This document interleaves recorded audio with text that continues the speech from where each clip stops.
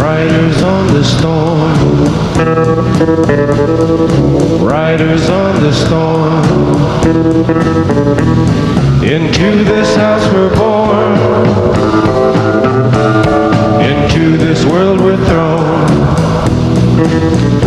like a dog without a bone, an actor out alone.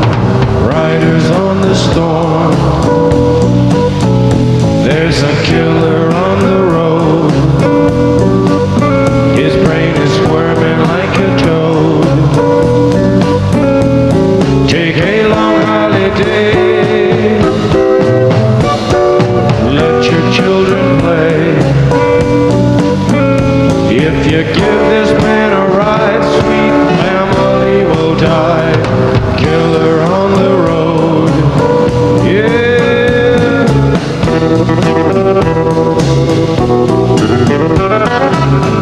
Look where we worship. So begins The Lord's Notes on Vision, written by James Douglas Morrison while a student at UCLA Film School.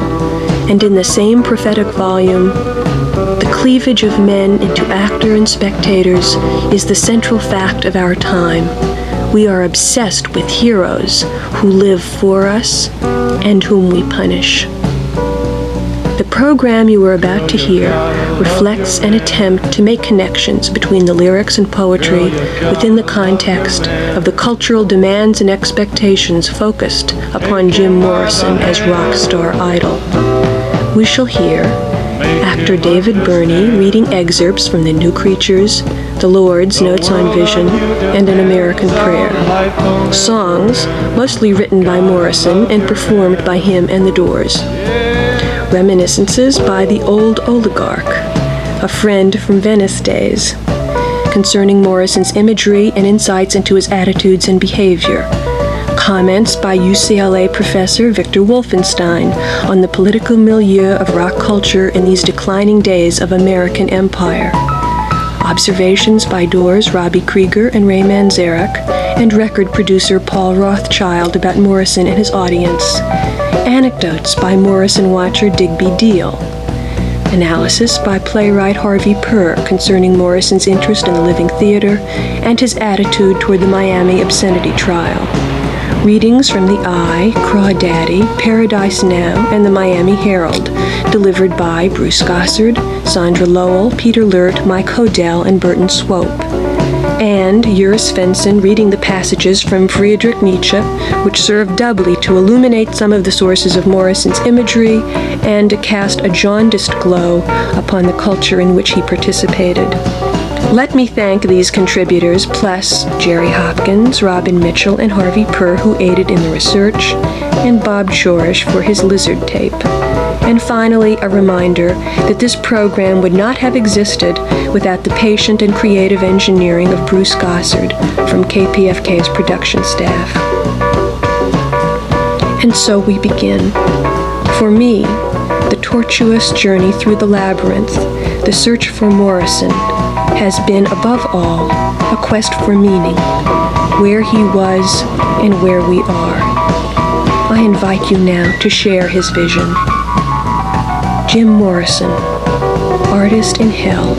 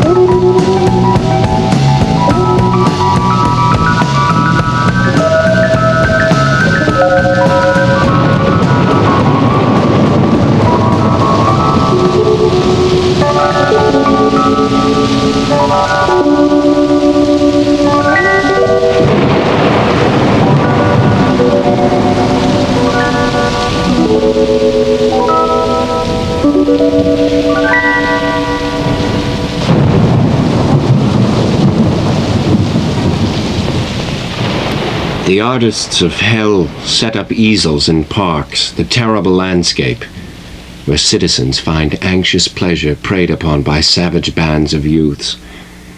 I can't believe this is happening. I can't believe all these people are sniffing each other and backing away, teeth grinning, hair raised, growling here in the slaughtered wind. I am ghost killer, witnessing to all my blessed sanction. This is it. No more fun. The death of all joy has come. You dare deny my potency, my kindness, my forgiveness? Just try. You will fry like the rest in holiness. And not for a penny will I spare any time for you, ghost children down there in the frightening world. You are alone, and have no need of other, you and the child mother who bore you, who weaned you, who made you man.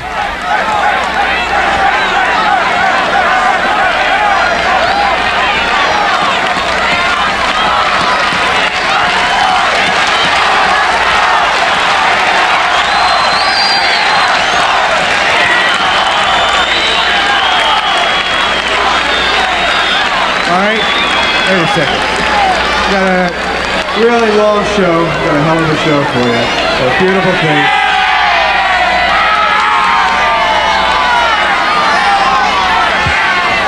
All right, now look, we've seen a lot of things happen in the city. Everything's turned around. Everything's beautiful. Nobody thought we'd be able to bring the Doors here, and we did. But we got a couple of things. Wait a second, man. Look, we just got a couple of little things that we got to tell you about.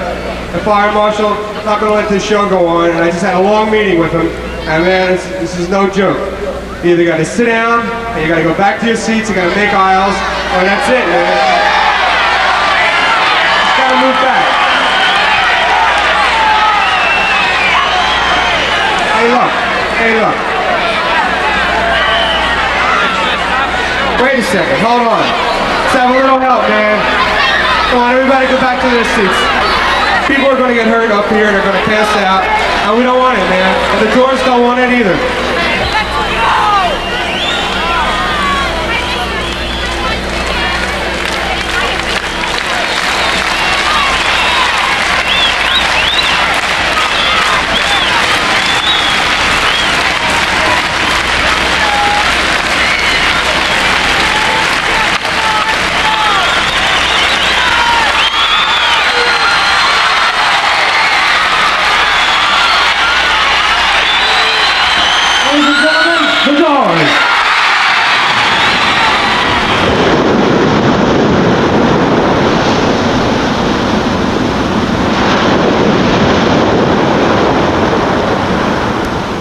Dull lions prone on the watery beach, the universe kneels at the swamp to curiously eye its own raw postures of decay in the mirror of human consciousness. Absent and peopled mirror, absorbent, passive to whatever visits and retains its interest. Door passage to the other side, the soul frees itself in stride. Turn mirrors to the wall in the house of the new dead.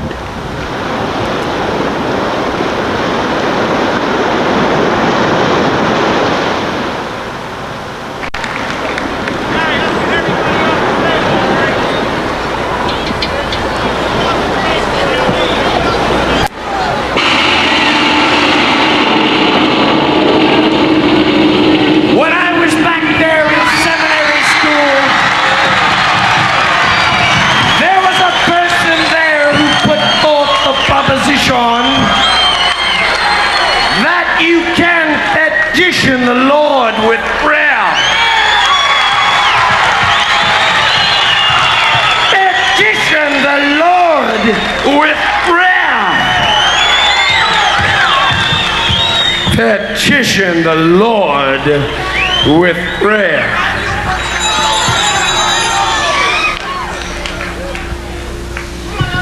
You cannot petition the Lord with prayer.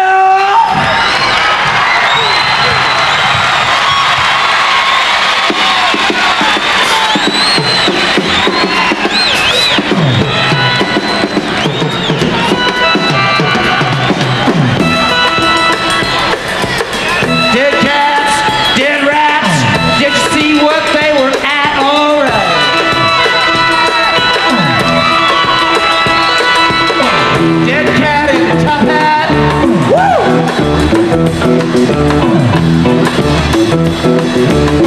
Sucking on a young man's blood, wishing he could come, yeah. Sucking on the soldier's brain, wishing it would be the same. Dead cat, dead rat, did you see what they were at? Fat cat in a top hat thinks he's an aristocrat, thinks he can kill and slaughter, thinks he can shoot my daughter. Yeah, right. Oh yeah. All right. Yeah.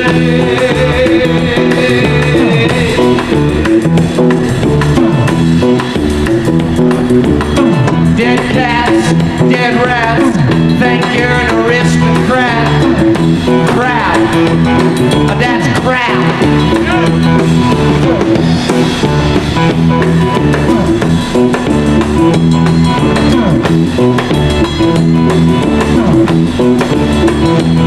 You know the day destroyed the night, night divides the day. Tried to run, tried to hide, bring on through to the other side, bring on through to the other side, bring on through to the other side.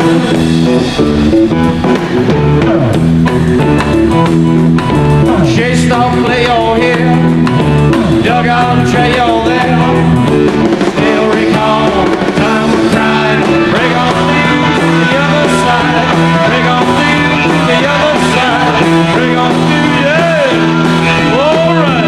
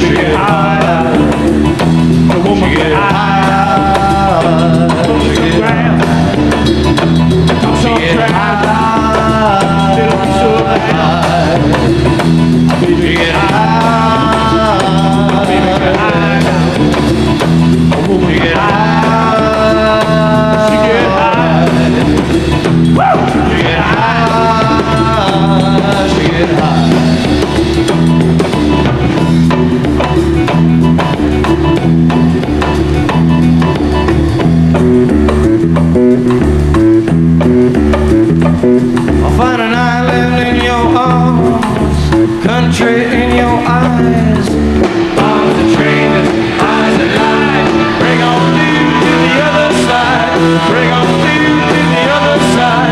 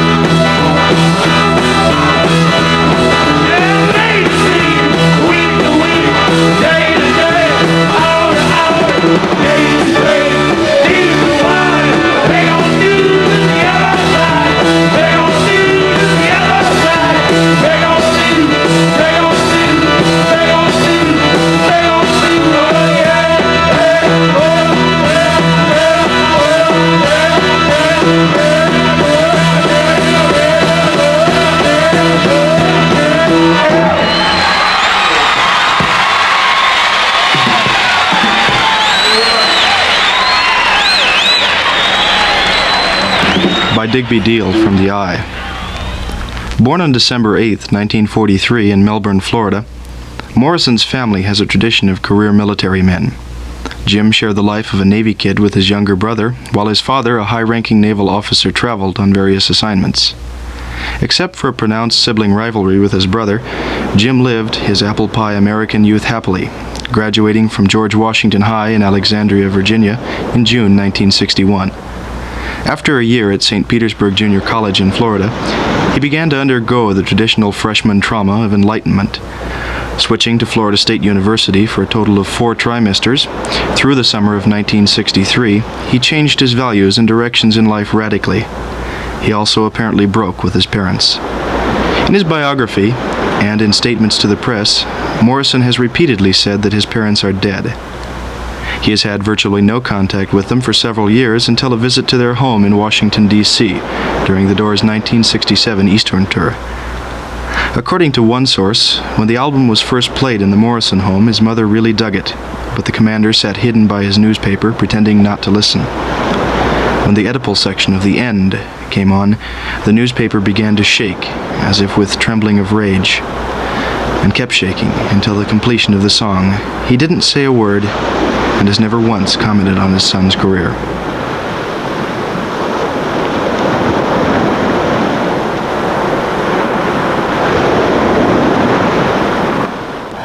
So let's take this trip, this mental journey back in time. Way, way back, and you can imagine yourself as a kid growing up in Virginia, the Old Dominion, growing up as a young man, and having a fairly ordinary family life, a kind of a family life that doesn't appear to be so different from anyone else's. Except one fine day, Daddy says, "Jim, how'd you like to go fishing?" Jim says, "Sure, Dad." So Dad puts on his uniform. It looks real nice in it. And Jim and Dad say goodbye to Ma. They go out of the house, real friendly. None of this myth about Daddy being an authoritarian personality and leaning on his kids and all that. No, just Dad and son. They get into the car and they drive on down the road, maybe to Norfolk. Who knows? Maybe to Norfolk. And they get out of the car and they get into a launch. And the launch takes them out to a 900-foot long ship. Maybe 200,000 tons, maybe bigger.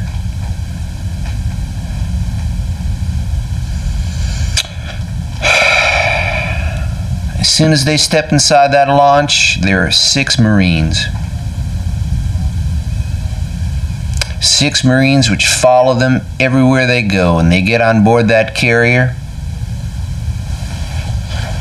And everybody starts calling Daddy Sir. And they look up to him and they respect him.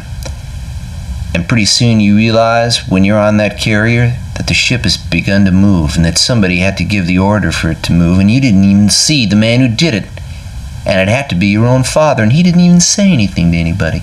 He maybe just lifted a finger or did some magical sign with his left hand, and the carrier starts moving out of the harbor. And Dad looks down at Son and says, "Son, how'd you like to have a little target practice?" And says, "Sure, Dad. I love it." Because he's real proud of his father, you know. And they go out a little ways out into the water. And these 6 Marines, you know, with them everywhere they go throughout this big ship. And there's stop the carrier. And Dad looks to Son and says, "Well, Jim, it's time to get a little target practice." So they go out to the rear of the carrier. There are about 200 Marines there. They usually have about 200 Marines on a carrier. And they're out there having a little target practice with riot guns, big, heavy guns. And they're shooting out there. And Dad looks down at Son and says, "Son, how'd you like to shoot one of them guns, huh?" And Son looks up and says, "Great, Dad, love it, eat it up." So they prop him up and they put one of the guns down in his hand. And he sights down at the targets. And they're targets bobbing in the water, about 6 feet high. And what they are made out of wood. They're targets that have been painted to look like United States Navy sailors, because that's why the Marines are on board that carrier, to make sure there isn't any hanky-panky going on. It's another word for mutiny. So Jim fires the gun, and everybody shoots their guns, and targets all get blown to pieces with a wave of his hand, or maybe not even that. 200,000 tons moves slowly back into the harbor. And Dad looks at Son. Son looks up at Dad, and Dad says, "Enjoy yourself, son?" Son says, "Sure, Dad." Get on the launch, get back in the car, and drive home. The story doesn't end here, because when they get home, Dad sits himself into the easy chair, picks up the afternoon paper, and starts reading it in his civvies, just like anybody else with his reading glasses on. And Mom comes into the room and bawls out Dad for not washing the front windows.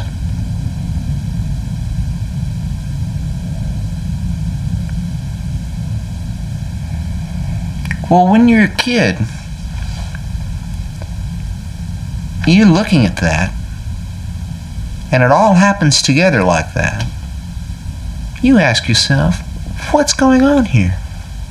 How can a man move 200,000 tons of steel, have literal command of life and death, could have had me shot and have gotten away with it, his own son, and come back home and be bawled out by his old lady and be real sorry and real repentant about it, felt real bad about it? There seems to be an inconsistency here of some sort. A disturbing inconsistency. And it takes a long time for a young man to try to make sense out of what doesn't seem to make any sense at all. Most people never make sense out of it at all. Jim did, because in not too long a period of time, Jim began to read. Jim read a great deal, and very carefully and very slowly. I don't know if anybody out there reads anymore. I haven't found anybody in the last 5 years who reads slowly and carefully, weighing and measuring the weight of each word and their relationship with every other word around it. But Jim read very slowly and very carefully. And when he was 15 or 16 years old, he came across a philosopher. He read a philosopher that put these two inconsistencies together, or made sense out of them, and as a matter of fact, gave him some important important insights into his own personal situation. Because you see, when you're growing up and your father is an admiral, or a captain rather, at that time he was a captain, and he takes out the carrier and he brings the carrier back in, you get intimidated. And Jim hated intimidation. Not just personal intimidation, but intimidation by anyone or any institution against any individual, because he had felt it good when he was a child. Not in the sense that his father leaned on him all the time, not that cliche, but just in the sense of knowing the tremendous power that his father wielded over the lives of other men, the tremendous power he had at his command. Which leads me to make a little jump here in connection with the famous statement that Jim made in his early biography about when he was asked about his parents, and instead of putting their names down, as I recall, he put down deceased. This was not meant to put his parents down. It was not meant to be a media image. What he was talking about was something that we discussed for a long time. He was talking about the fact that he felt himself to be the son of a poet and the pupil of a philosopher. And he also had a god that he worshipped too. The parents that he was born into, I mean the biological parents, he felt this was simply an accidental thing. He liked them, he respected them. There wasn't anything negative about them on that score. But the important moment when he was 15 or 16, somewhere around in there, was when he began reading two books. The number one rock and roll star in America at the age of 15 and 16 read The Genealogy of Morals and Beyond Good and Evil by Friedrich Nietzsche. And what are these books about? In a nutshell, they're about people's prejudices. They're about the nature of power and the will to power. And they're basically tremendous tools, if you know how to use them, for viewing the world, that continuum, that field around you. Because Nietzsche pointed out to him some very helpful things, that he didn't need to feel intimidated about the fact that his father was an admiral.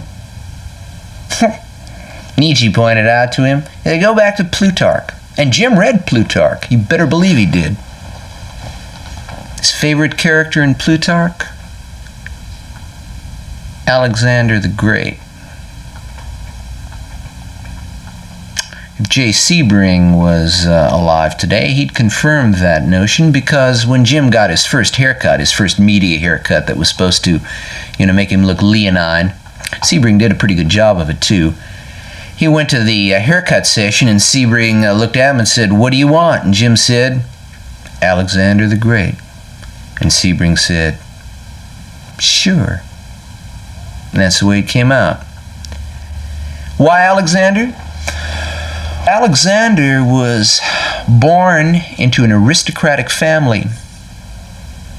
Born to a father, Philip of Macedon, who very few people know about these days, who was a military man, and a very disciplined military man who had a disciplined organization, who could move an entire army just by wiggling his little finger.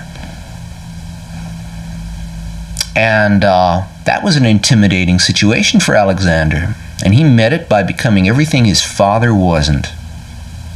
He became a pupil of a philosopher, Aristotle.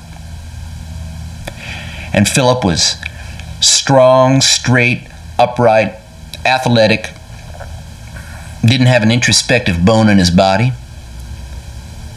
And you can read this in Plutarch if you care, if anybody cares, to find out what Jim Morrison thought was important. Alexander had a habit of just tilting his his head on his left shoulder as if he were asleep, and letting his eyes open and stare into space as if they were melting into space. It's there in Plutarch. You can read it. Well, if anybody ever saw Jim stand, well, of course, nobody reads Plutarch anymore. Nobody gives a damn. But that's where he got it from. He could stand pretty well, too. He knew how to strike a pose. He could have been a magnificent film actor. Magnificent, because he knew how to handle his body and how to control it. And so that's where the famous Morrison stance came from. His interpretation of Plutarch's Alexander. And we had discussed this. We talked about it. There was a book, too, that Jim liked. I turned him on to this book, and he loved it, called 12 Against the Gods. Started with Alexander. A big mistake with Alexander was that at a certain point in his career, he hesitated. And Jim always said, very bad, he should have gone all the way. If he hadn't have hesitated at the Danube, he would have conquered Northern Europe, conquered England. Why, instead of going to the east and getting mired in India, he would have gone westward. If anybody's interested in rock and roll lyrics, this thing, the West is the best, I'd say that's a strange statement. It's got a lot of multiple meanings. West.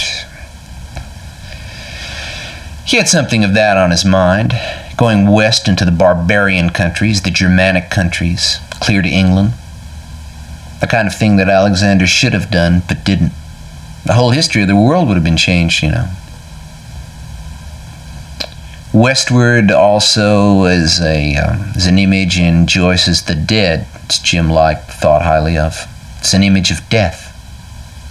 Going west, sort of an old, I guess, an English colloquialism. Westward, the land of the dead. And of course there was the Wild West too, you know. Billy the Kid. But to get back to Nietzsche. Nietzsche freed him. Nietzsche liberated him from intimidation. Because Nietzsche showed him, all right, so your father's a military man and does this, that, or the other thing, but you can be a poet. You can be something higher, something greater.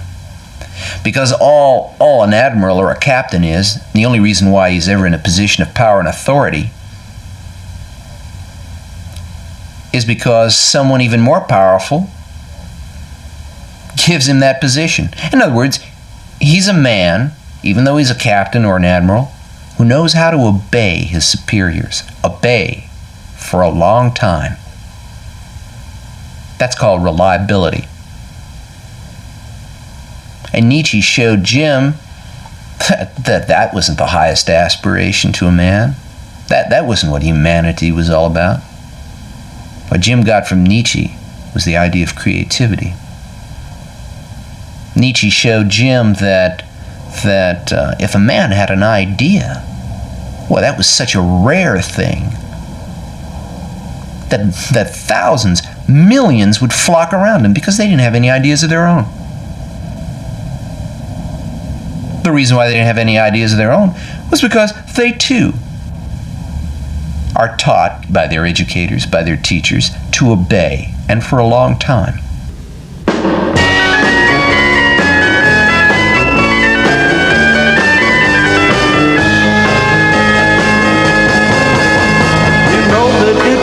Untrue.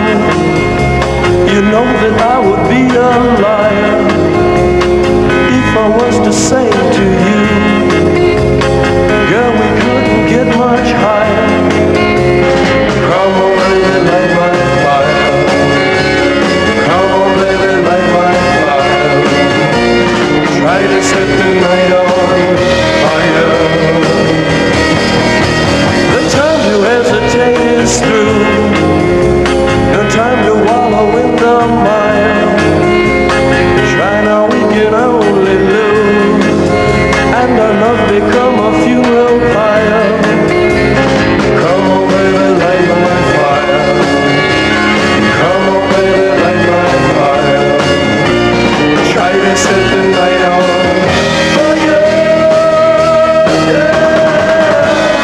Digby Diehl in the eye. The Doors have received some of their most effective public attention on television, making guest appearances on such variety programs as Jonathan Winters and Ed Sullivan. Although they consider only one of their television shows to have been successful, for the CBC in Toronto, Canada, undoubtedly their brief appearance on The Sullivan Show was a television first. For there, before 10 million viewers, seeming to be in less than full control of his faculties, Morrison writhed and contorted, while his vinyl imitation leather pants revealed an unmistakable bulge. Twilight of the Idols. Toward a psychology of the artist. If there is to be art, if there is to be any aesthetic doing and seeing, one physiological condition is indispensable: frenzy. Frenzy must first have enhanced the excitability of the whole machine, else there is no art. All kinds of frenzy, however diversely conditioned, have the strength to accomplish this. Above all, the frenzy of sexual excitement, this most ancient and original form of frenzy. Also the frenzy that follows all great cravings, all strong affects. The frenzy of feasts, contests, feats of daring, victory, all extreme movement. The frenzy of cruelty, the frenzy in destruction, the frenzy under certain meteorological influences, as for example the frenzy of spring, or under the influence of narcotics. And finally, the frenzy of will, the frenzy of an overcharged and swollen will. What is essential in such frenzy is the feeling of increased strength and fullness. Aphorism 9. In this state, one enriches everything out of one's own fullness. Whatever one sees, whatever one wills, is seen, swelled, taut, strong, overloaded with strength. A man in this state transforms things until they mirror his power, until they are reflections of his perfection. This having to transform into perfection is art. Even everything that he is not yet becomes for him an occasion of joy in himself. In art, man enjoys himself as perfection.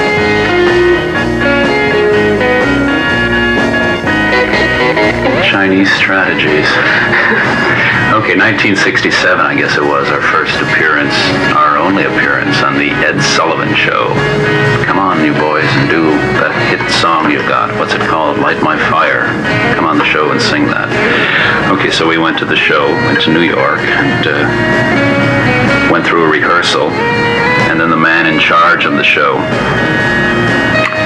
Ed Sullivan's son-in-law, came up to us and said, well, it's all fine, boys, but they always said boys. Wonder when we'll stop being boys. He said, it's fine, boys, but we'd like to ask you one thing. Will you not say the word higher? Girl, we couldn't get much higher. We don't want to say higher on television in 1967. So we said, well, that's the song. I mean, what should we say? And he said, well, I don't care. Say anything. Wire, flyer. It doesn't matter what you say. Just do not say higher. Stick anything in there. It doesn't matter, does it? And of course it mattered. So we said, okay, well, we won't say the word higher. And we went on. I guess it was a live show with 10-second delay. And of course we said, girl, you couldn't get much higher. I was mixing the show. I pushed that word up. So we said higher, loud and clear. I made a point of enunciating it, kind of singing background with Jim. And at the end of the show, after it was all over, whoever this fellow was came up to us and said, well, let's not name names. They're off the air now. He said, you said the word higher. And he had a distinct kind of nasally whine cry in his voice. You said higher. No time to hesitate is through. No time to wallow in the mire. Try now, we can only lose. And our love become a funeral pyre. Come on, baby, light my fire. Come on, baby, light my fire. Try to say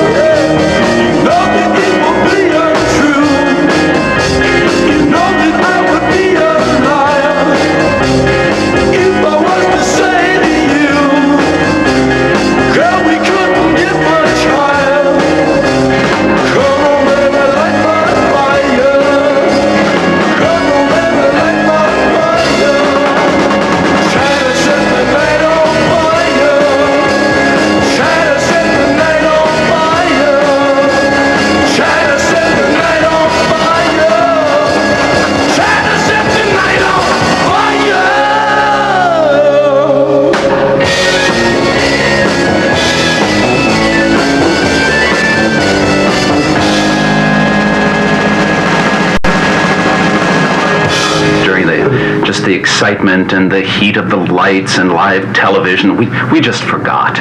We were just so excited that there was nothing we could do about it. And he sort of went off whining and crying. Maybe that's the only solution to those people, is to just go ahead and do it and lie to them. Well, the funny part was that was right by the stairways going up to the where he cut. Right, moments later, after he left, Sullivan himself came by, took Jim by the arm in the friendliest gesture you can imagine, and said, "Very good, boys, very good." Remember that? First, his son-in-law slams you, and then he comes by and he's enthralled by the whole thing. Well, he loved Jim. He said, he said to somebody, he said, "Isn't he the grooviest young boy I've seen in a long time," or something like that. We better not go deeper into that. He did say he thought we presented a nice appearance, but we'd probably be better off if we'd smile more. And I remember the first impression that I had listening to the Doors. It was a twofold impression. There were only two things that really stuck in my mind. One was the organ, and that, of course, became one of the two main characteristics of the Doors from that time forward. It was a strange organ. I mean, it wasn't funky and it wasn't churchy. It was sort of what was funereal. It was like somebody had died.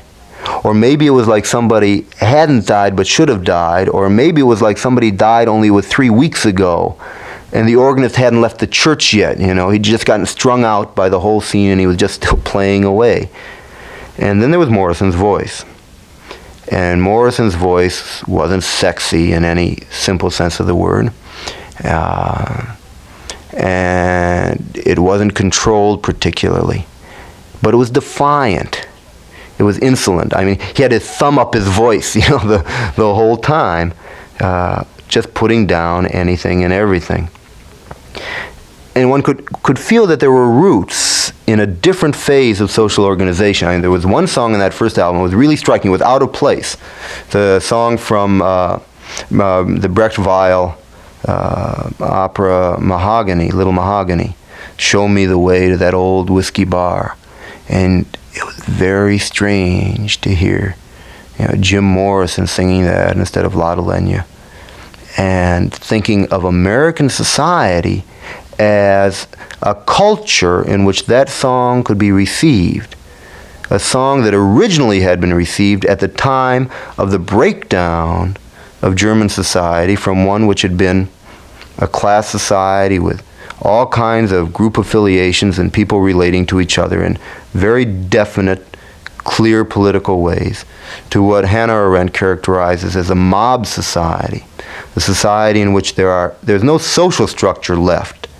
There's just a mob of dislocated, anxious, unhappy people who are somehow trying to find meaning not in terms of their own self-determined activity, but in terms of an identity given to them by somebody else. And surely, I mean, the image of Adolf Hitler, rises clearly.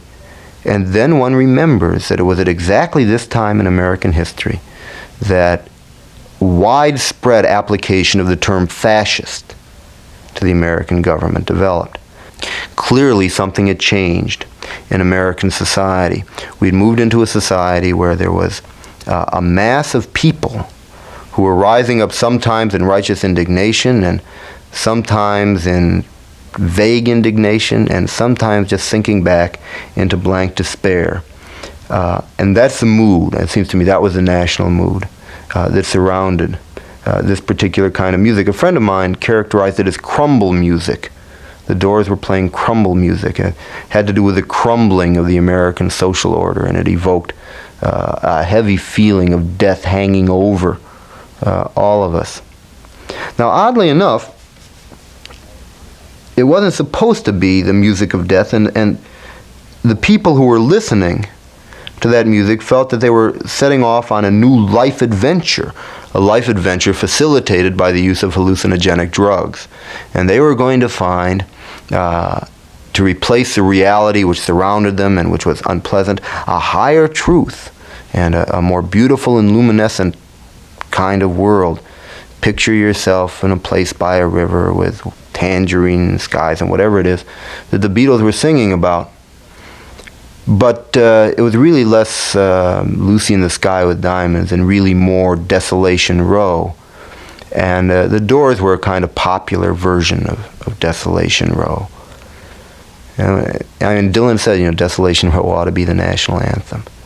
And, and there was a hippie commune out in Topanga around the same time called Desolation Row / Strawberry Fields. Now that might seem like a strange combination somehow, but it isn't. And I think the reason why it fits together naturally, organically, is that the search for a higher truth, this particular kind of occultism, kind of spiritualism, is really a search after death.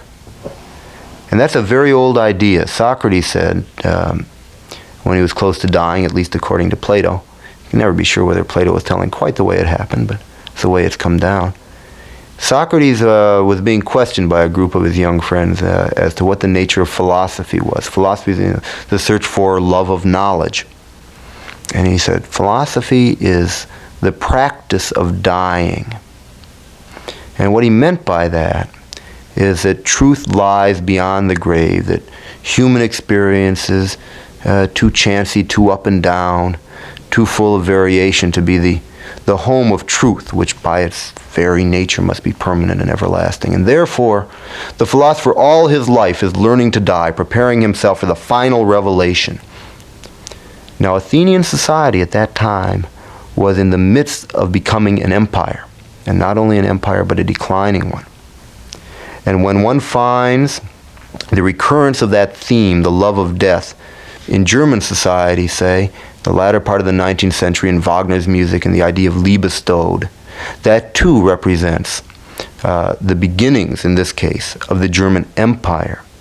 And when we find young Americans looking for that kind of a higher truth, that too represents something dying, the dying of a vigorous civic life and its substitution by an empire. Now, empires are decadent forms of social organization. They come at the end of a period of national development. They portend the death of that particular form of social organization. And the Doors music in that regard can be thought of as a funeral hymn for American aspirations. Well, show me the way to the next whiskey bar. Oh, don't ask why. Oh, don't ask why. Show me the way to the next whiskey bar. Oh, don't ask why. Oh, don't ask why. For if we don't find the next whiskey bar, I tell you we must die. I tell you we must die. I tell you we must die.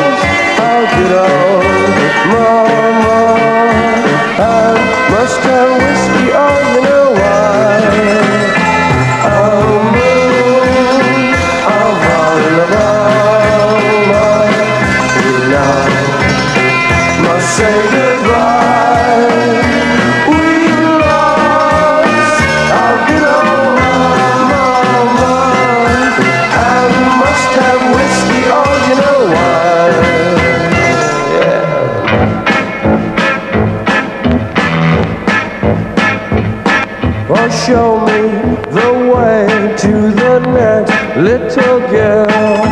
Oh, don't ask why. Oh, don't ask why. Show me the way to the next little girl. Oh, don't ask why. Oh, don't ask why. For if we don't find the next little girl, I tell you we must die. I tell you we must die.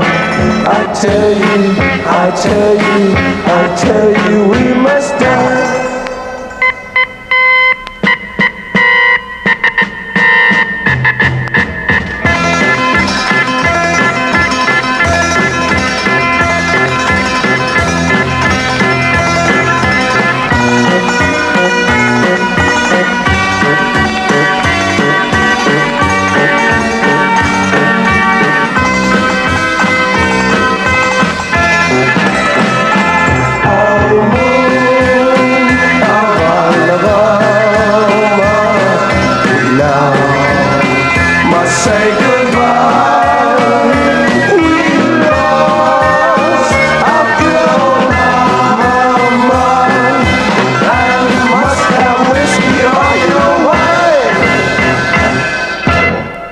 Attitude never changed, I don't think, towards the audience.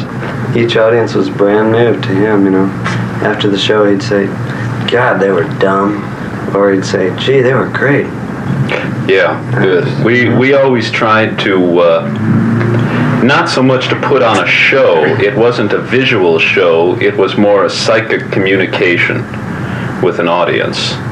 And if the vibrations were right, if the people were there for the music and for the dive, the immersion into the psyche, then it was a good show because we were all involved in the show.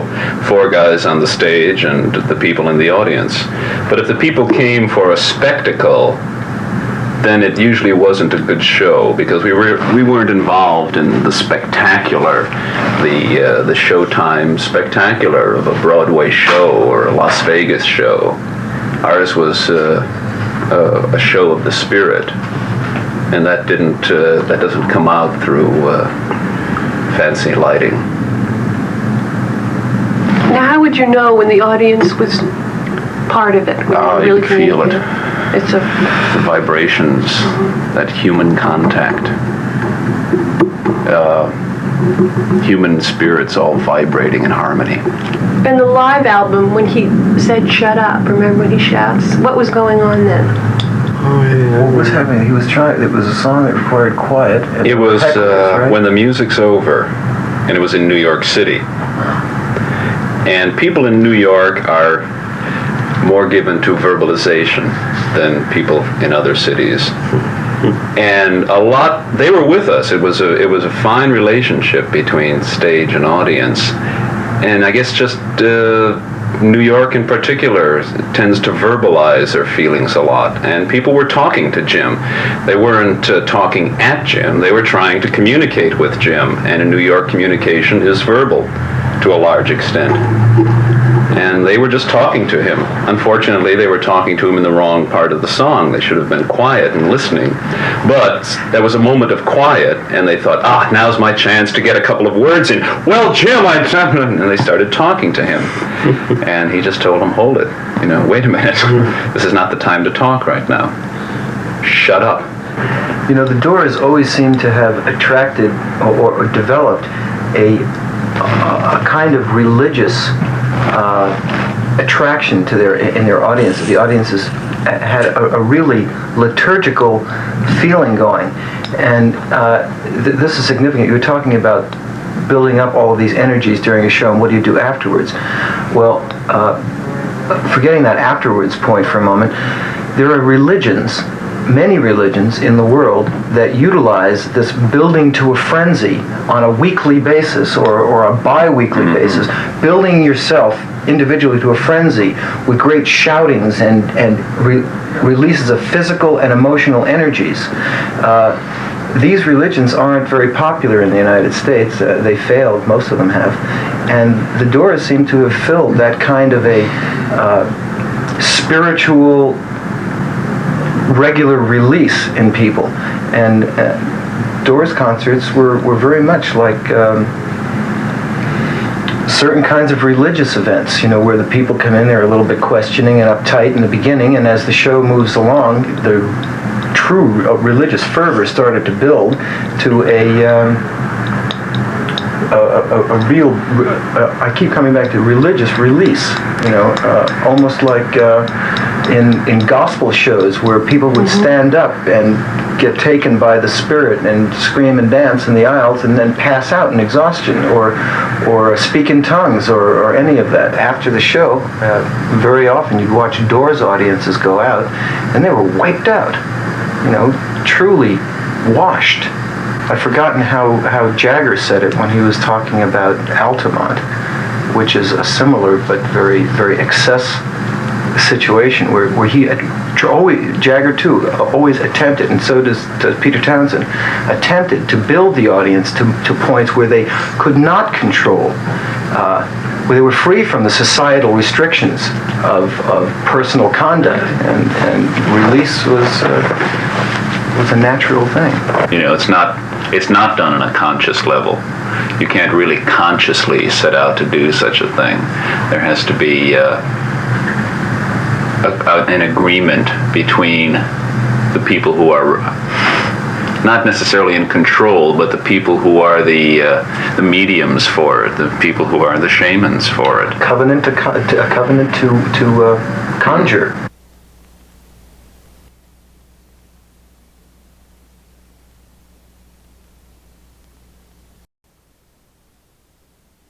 The philosophic spirit always had to use as a mask and cocoon the previously established types of the contemplative man, priest, sorcerer, soothsayer, and in any case a religious type, in order to be able to exist at all.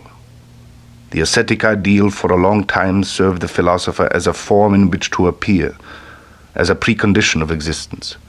He had to represent it so as to be able to be a philosopher. He had to believe in it in order to be able to represent it.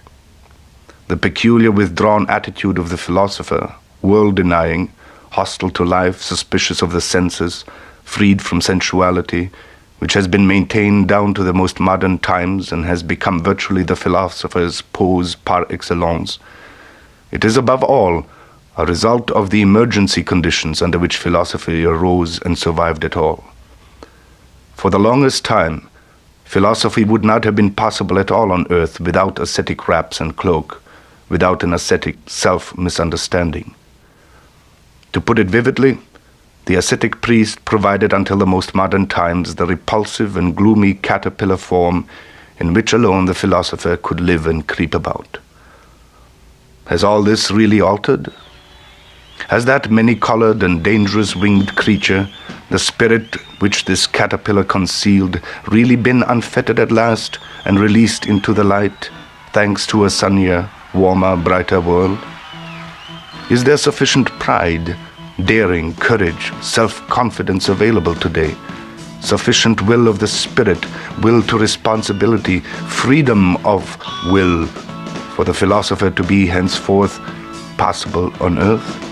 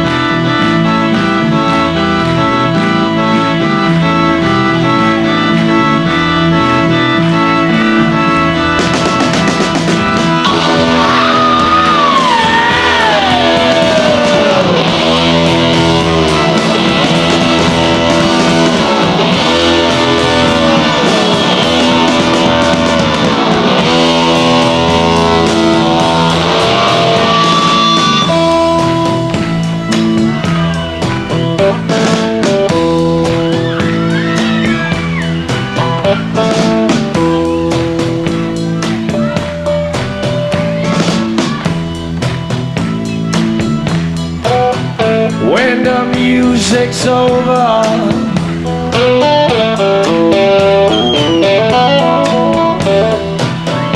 when the music's over,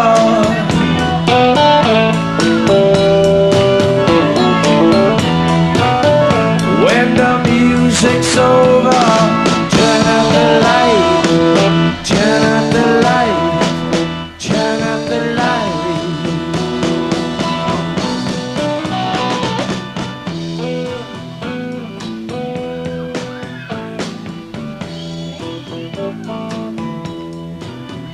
When the music's over.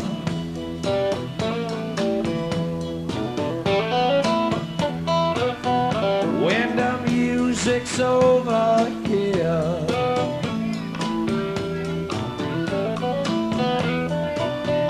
When the music's over, turn up the light, turn up the light, turn up the light.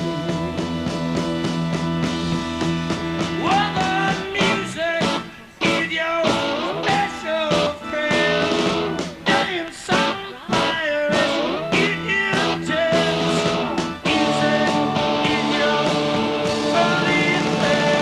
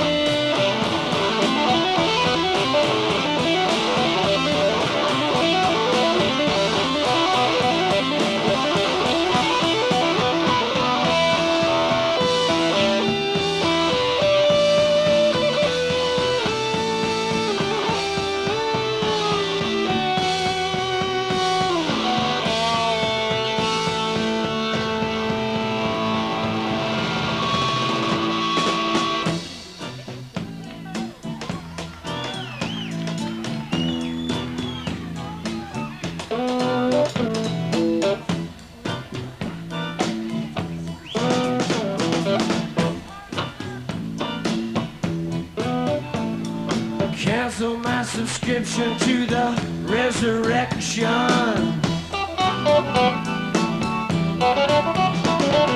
Send my credentials to the house of detention.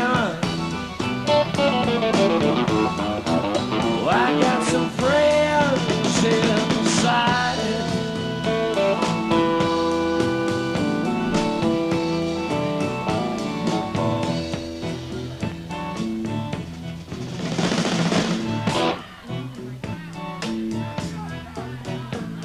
The face in the mirror won't stop. The girl in the window won't drop. A feast of friends, alive she cried, waiting for me outside.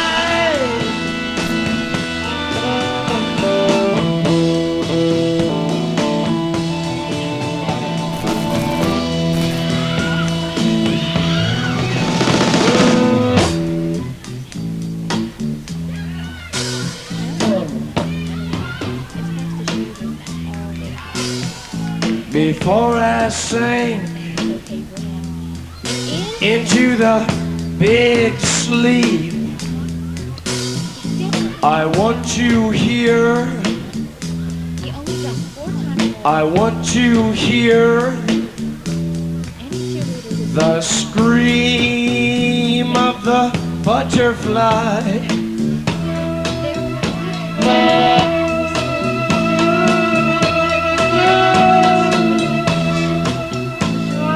Come back, baby, back into my arms. We're getting tired of hanging around here. Waiting around with our heads to the ground. I hear a very gentle sound.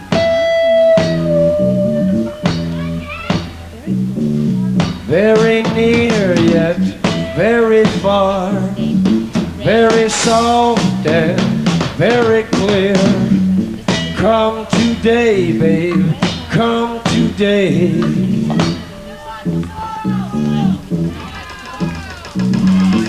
What have they done to the earth? What have they done to our fair sister? Ravaged and plundered, ripped her and bit her, stuck her with knives in the side of the dawn, and tied her with fences and dragged her down. I hear a very gentle sound.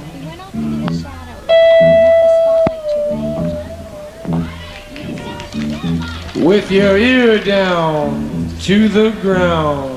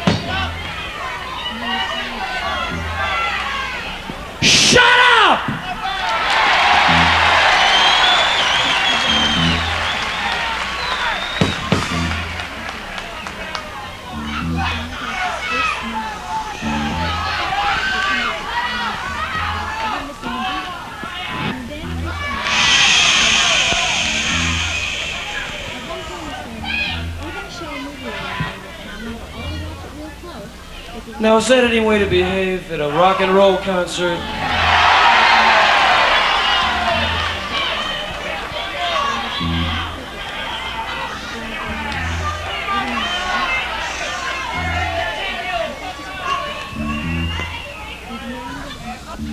You don't want to hear that for the next half hour, do you? All right, shh. Come on. Damn, give the singer some, man. Alright. We want the world and we want it.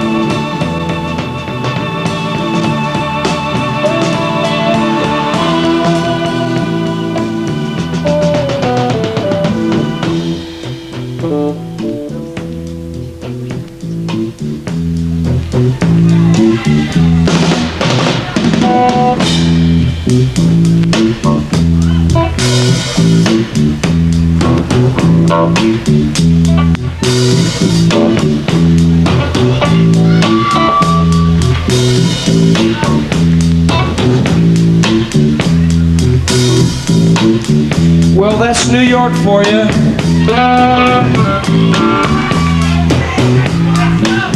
The only people that rush the stage are guys, you know.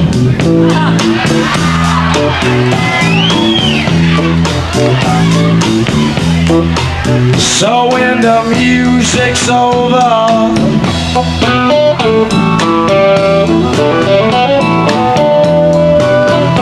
when the music's over, yeah.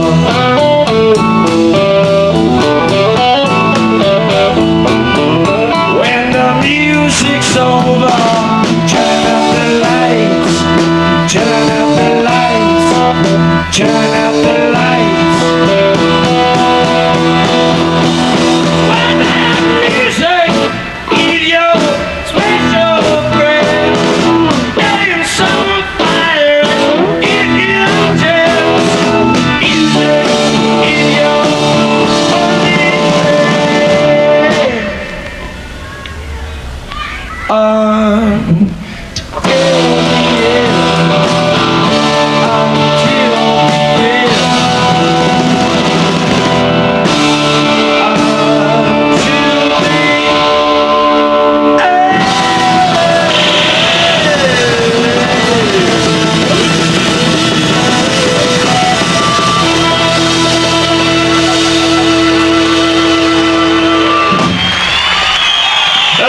Thank you.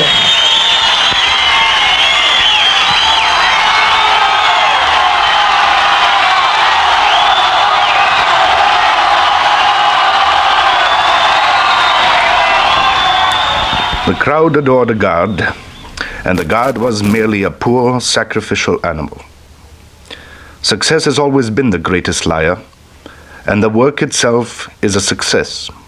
The great statesman, the conqueror, the discoverer is disguised by his creations, often beyond recognition. The work, whether of the artist or the philosopher, invents the man who has created it, who is supposed to have created it. Great men, as they are venerated, are subsequent pieces of wretched minor fiction. In the world of historical values, counterfeit rules. Those great poets, men of fleeting moments, enthusiastic, sensual, childish, frivolous, and sudden in mistrust and trust, with souls in which they usually try to conceal some fracture, often taking revenge with their works for some inner contamination, often seeking with their high flights to escape into forgetfulness from all too faithful memory, often lost in the mud and almost in love with it, until they become like the will-o'-the-wisps around swamps and pose as stars. The people may then call them idealists, often fighting against a long nausea with a recurring specter of unbelief that chills and forces them to languish for gloria and to gobble their beliefs in themselves from the hands of intoxicated flatterers. What torture are these great artists and all the so-called higher men for anyone who has once guessed their true nature? It is easy to understand that these men should so readily receive from woman, clairvoyant in the world of suffering, and unfortunately also desirous far beyond her strength to help and save, these eruptions of boundless and most devoted pity, which the multitude, above all the venerating multitude, does not understand, and on which it lavishes inquisitive and self-satisfied interpretations. This pity deceives itself regularly amongst its powers. Woman would like to believe that love can achieve anything. That is her characteristic faith. Alas, whoever knows the heart will guess how poor, stupid, helpless, arrogant, blundering, more apt to destroy than to save, is even the best and profoundest love. It is possible that underneath the holy fable and disguise of Jesus' life, there lies concealed one of the most painful cases of the martyrdom of knowledge about love. The martyrdom of the most innocent and desirous heart, never sated by any human love, demanding love, to be loved and nothing else, with hardness, with insanity, with terrible eruptions against those who have denied him love. The story of a poor fellow unsated and insatiable in love, who had to invent hell in order to send it to those who did not want to love him, and who finally, having gained knowledge about human love, had to invent a God who is all love, all ability to love, who has mercy on human love because it is so utterly wretched and unknowing. Anyone who feels that way, who knows this about love, seeks death.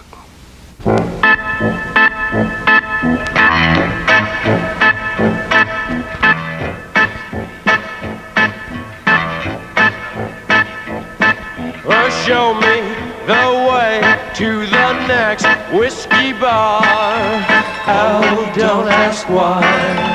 Oh, don't ask why. Show me the way to the next whiskey bar. Oh, don't ask why. Oh, don't ask why. For if we don't find the next whiskey bar, I tell you we must die. I tell you we must die. I tell you, I tell you, I tell you we must die.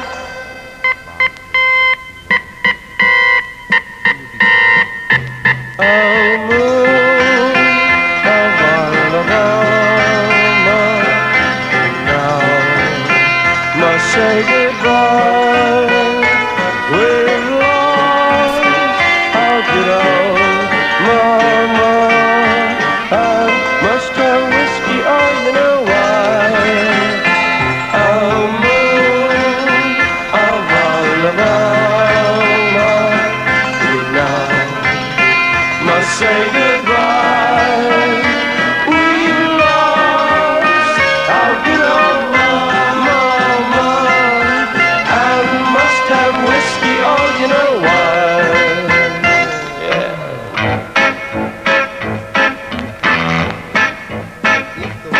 Or show me the way to the next little girl. Oh, don't ask why. Oh, don't ask why. Show me the way to the next little girl. Oh, don't ask why. Oh, don't ask why. For if we don't find the next little girl, I tell you we must die. I tell you we must die. I tell you, I tell you, I tell you we must die.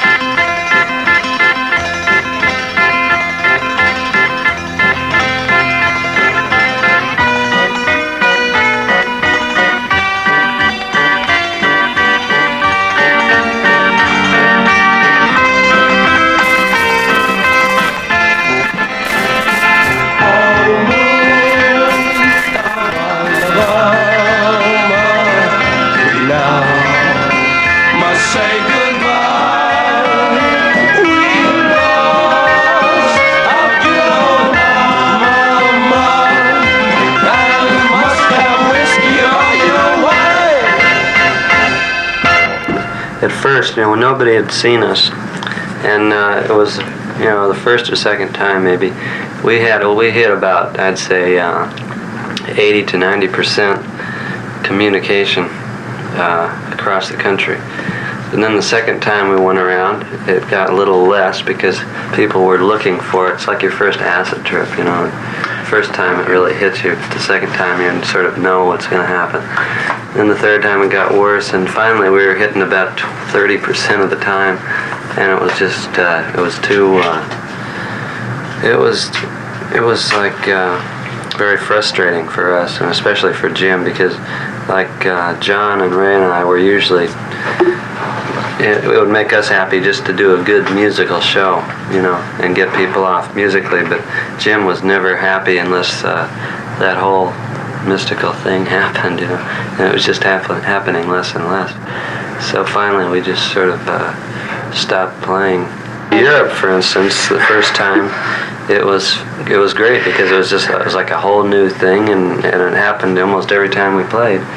But we came back to the same old Cleveland, It lost a lot of its spontaneity.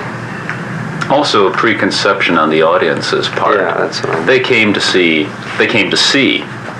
and we weren't there to be seen, we were there to be felt. And they came to see Jim do something. Hey, there's a freaky guy that'll do something outrageous. Let's see him do something outrageous, rather than let's feel with him. Had it been an image of the hero, it might have been fine, but it was an image of the wild man, the crazy man. Let's go see the geek. That poster is very pertinent. Describe it, will you, Paul? What, King Kong died for your sins? The picture of King Kong on top of the Empire State Building? Well, audiences initially, when that movie was first made, went to see the King Kong movie because it was a movie of a freak, King Kong. The compassion of the beast wasn't recognized for years. Compassion for this beast and his gentleness and wisdom and beauty, right?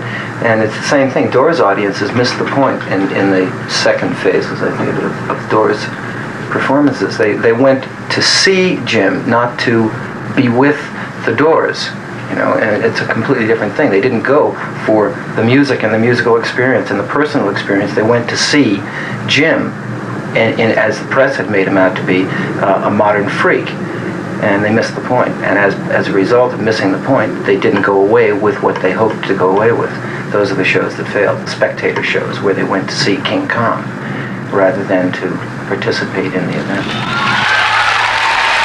My feeling is that it always was a theatrical performance, and that he was highly aware of the sensational impact that he was making, and that in fact he wanted to handle his performances as theater. He had hopes of doing things like Paradise Now, only in rock form, and kind of bringing it on.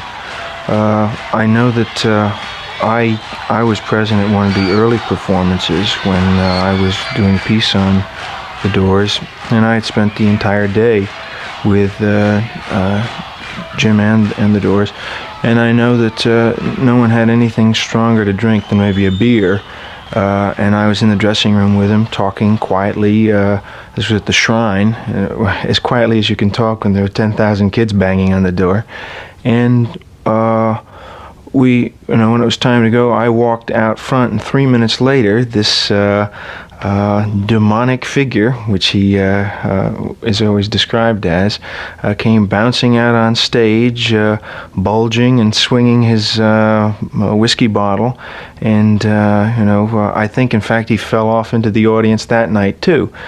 Clearly he wasn't drunk. Clearly he was putting on a show that was, the Doors are quite right, the expectation of this particular crowd. But nonetheless, something that was theatrically developed, something that was an artifice.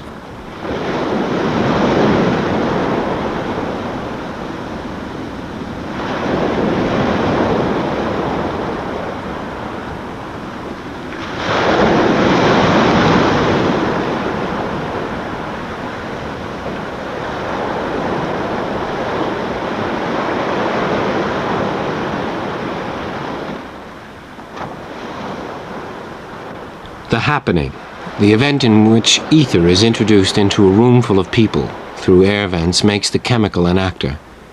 Its agent or injector is an artist showman who creates a performance to witness himself.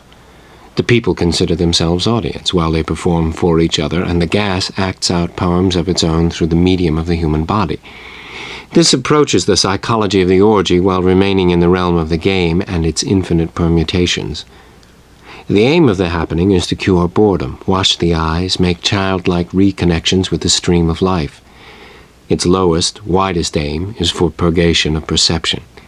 The happening attempts to engage all the senses, the total organism, and achieve total response in the face of traditional arts, which focus on narrower inlets of sensation.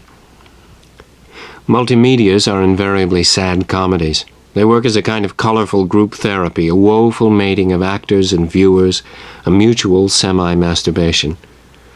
The performers seem to need their audience and the spectators. The spectators would find these same mild titillations in a freak show or a fun fair, and fancier, more complete amusements in a Mexican cat house. Players, the child, the actor, and the gambler. The idea of chance is absent from the world of the child and primitive. The gambler also feels in service of an alien power.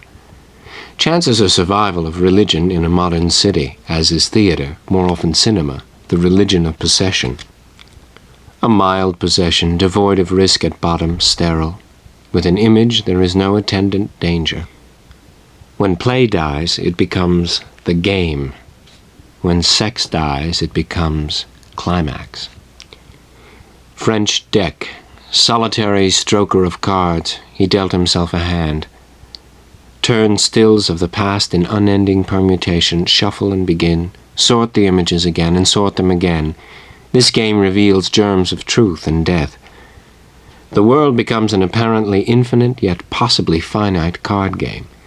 Image combinations, permutations comprise the world game. All games contain the idea of death. Principle of seance, to cure illness. A mood might overtake a people burdened by historical events or dying in a bad landscape. They seek deliverance from doom, death, dread.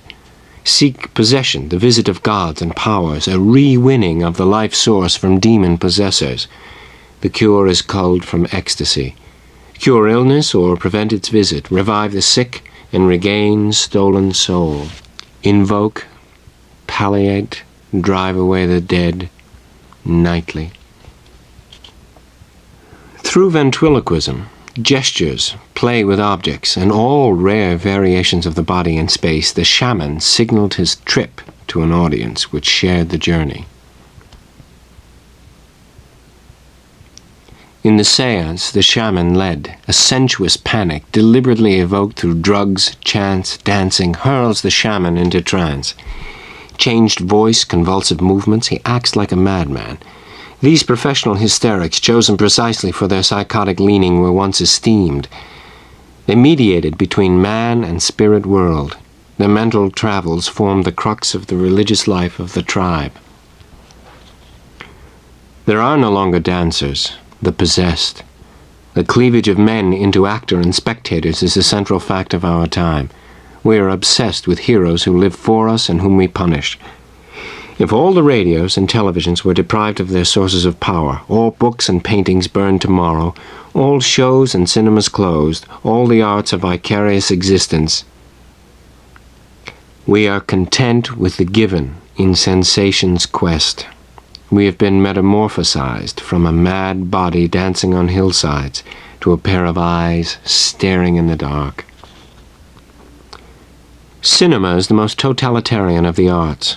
All energy and sensation is sucked up into the skull, a cerebral erection, skull bloated with blood. Caligula wished a single neck for all his subjects, that he could behead a kingdom with one blow. Cinema is this transforming agent. The body exists for the sake of the eyes. It becomes a dry stalk to support these two soft, insatiable jewels.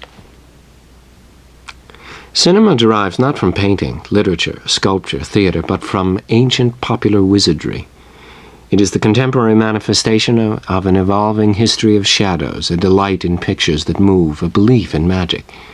Its lineage is entwined with the earliest beginnings with priests and sorcery, a summoning of phantoms. With at first only slight aid of the mirror and fire, men called up dark and secret visits from regions in the buried mind. In these seances, shades are spirits which ward off evil.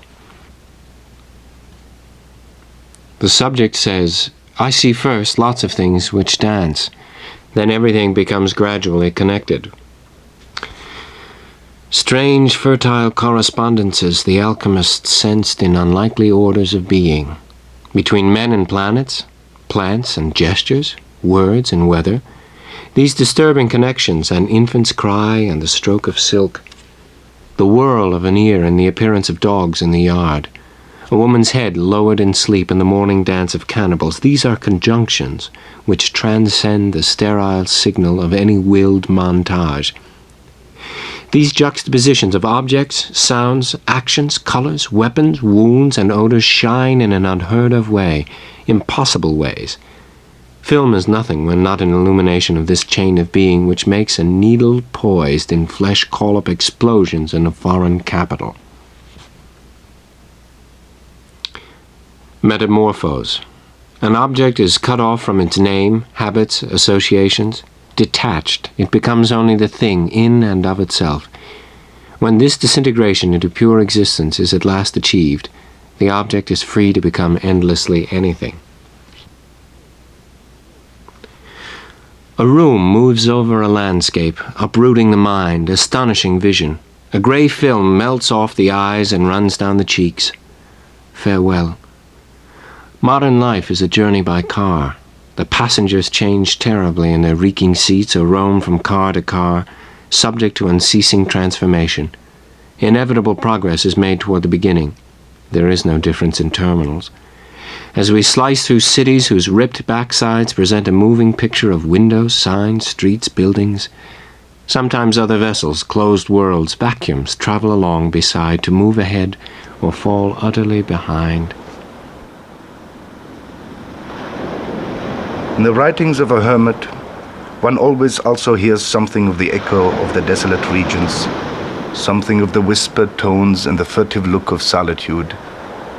In his strongest words, even in his cry, there still vibrates a new and dangerous kind of silence, of burying something in silence.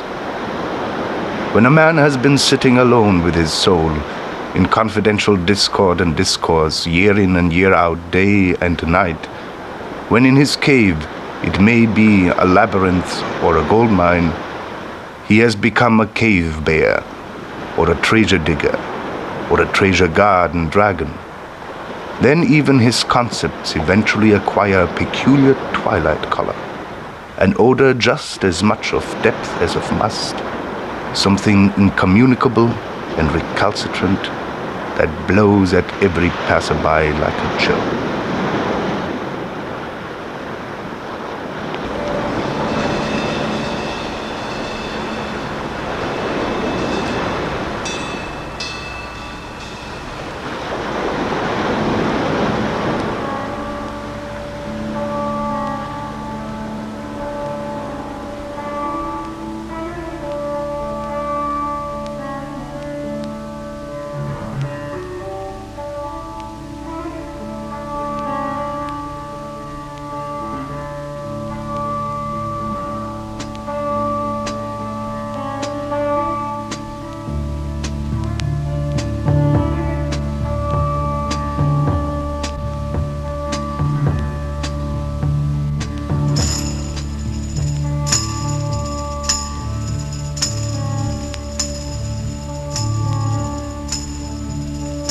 This is the end, beautiful friend.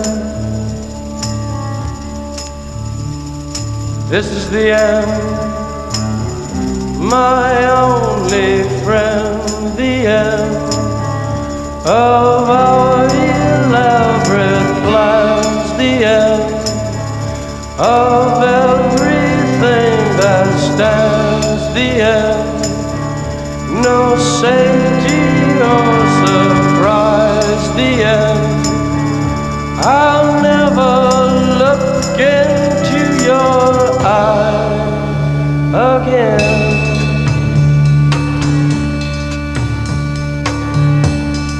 Can you picture what will be so limitless and free? Desperately of some stranger's hand in a desperate land.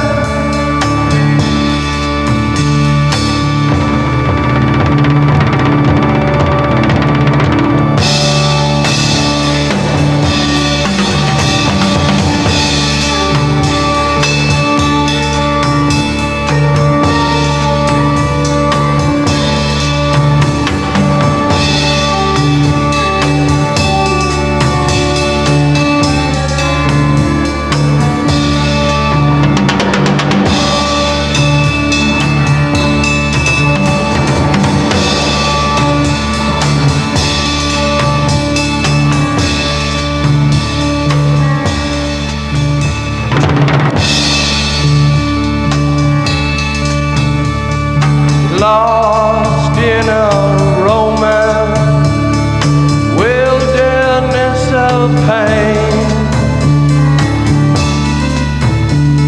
and all the children are insane.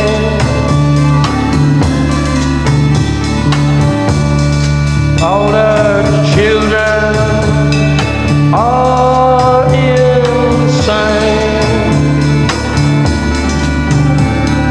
Waiting for the summer rain,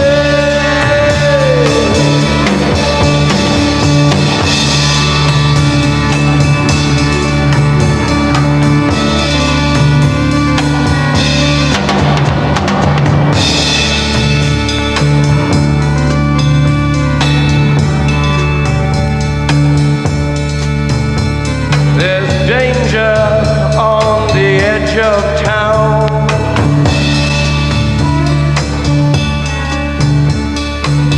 Ride the King's Highway.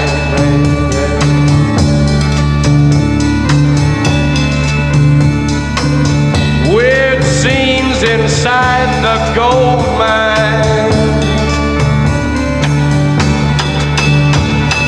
Ride the highway west, baby.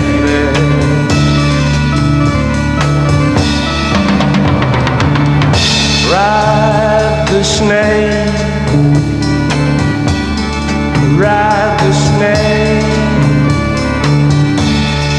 to the lake, the ancient lake, baby. The snake is long, 7 miles. Ride the snake. He's old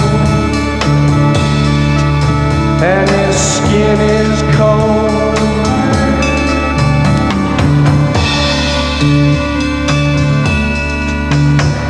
The West is the best.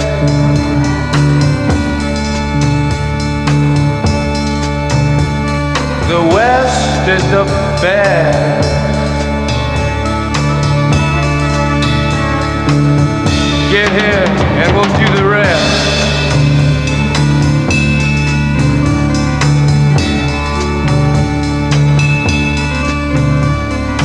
The blue bus is calling us. The blue bus is calling us. Driver, where you taking us?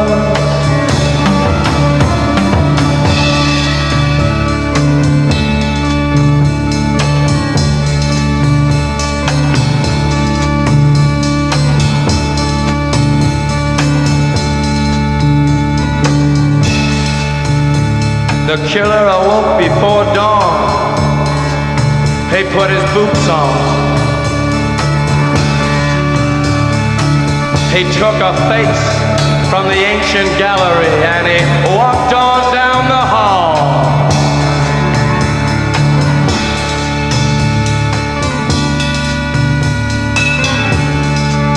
He went into the room where his sister lived, and then he paid a visit to his brother, and then he walked on down the hall, and he came to a door, and he looked inside.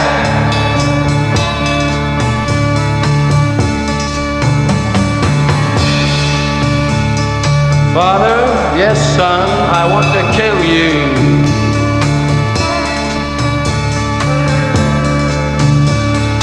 Mother,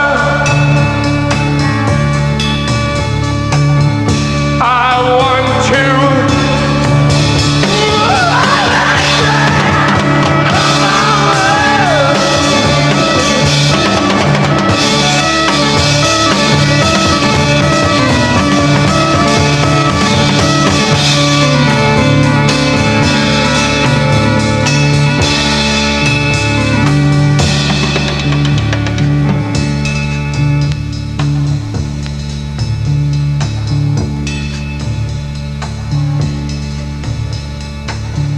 Come on, baby, take a chance with us.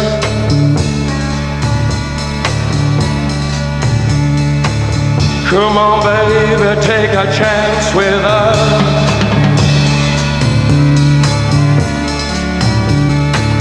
Come on, baby, take a chance with us and meet me at the back of the blue bus. Do not blue rock on the blue bus. Do not do that. Come on, yeah.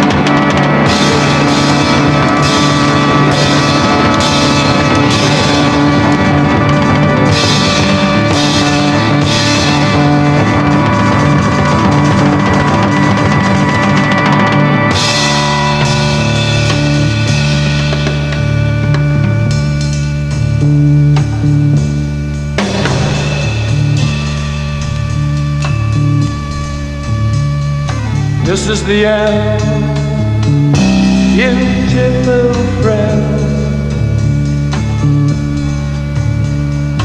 This is the end,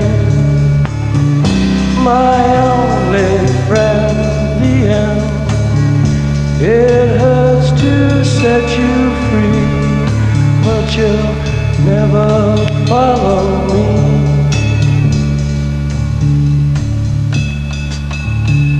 The end of laughter and soft light. The end of nights we try to die.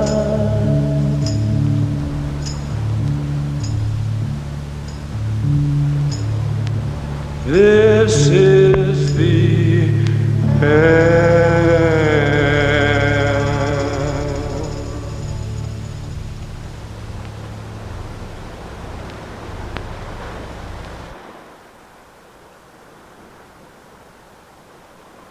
Wanderer, who are you? I see you walking on your way, without scorn, without love, with unfathomable eyes, moist and sad, like a sounding lead that has returned to the light unsated from every depth. What did it seek down there? With a breast that does not sigh, with a lip that conceals its disgust, with a hand that now reaches only slowly, who are you? What have you done? Rest here. This spot is hospitable to all. Recuperate. And whoever you may be, what do you like now? What do you need for recreation? Name it. Whatever I have, I offer to you. Recreation? Recreation? You are inquisitive. What are you saying? But give me, please. What? Say it. Another mask. A second mask. I want to talk a bit about your poetry also. Sure. The new creatures. And there's a lot of creatures in everything you do. Lizards and snakes and snake skins and this kind of thing. That's part of your reputation, I think, is this the Lizard King. How does all that come about?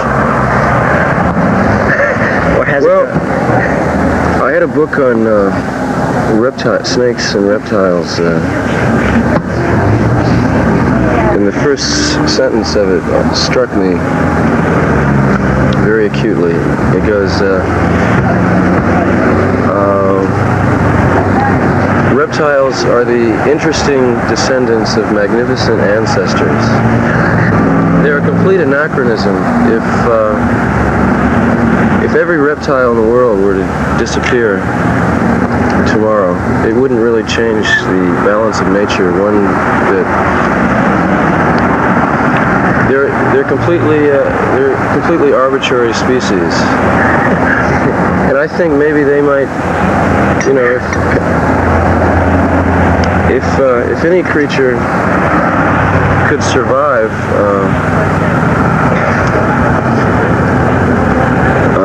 another world war or some kind of total poisoning of the planet, I think somehow reptiles would find a way to make it. Also, we must not forget that the lizard and the snake are also identified with the unconscious and with the forces of evil. You know, they're the devil's gang. Reptiles are. And that piece, the celebration of the lizard, was kind of a invocation of dark forces. But it's all done tongue-in-cheek. I don't think people ever realize that, but it's not really serious, you know. It's just like if you play a villain in a Western, that doesn't mean that that's you. I mean, that's just an aspect that you choose to show, you know.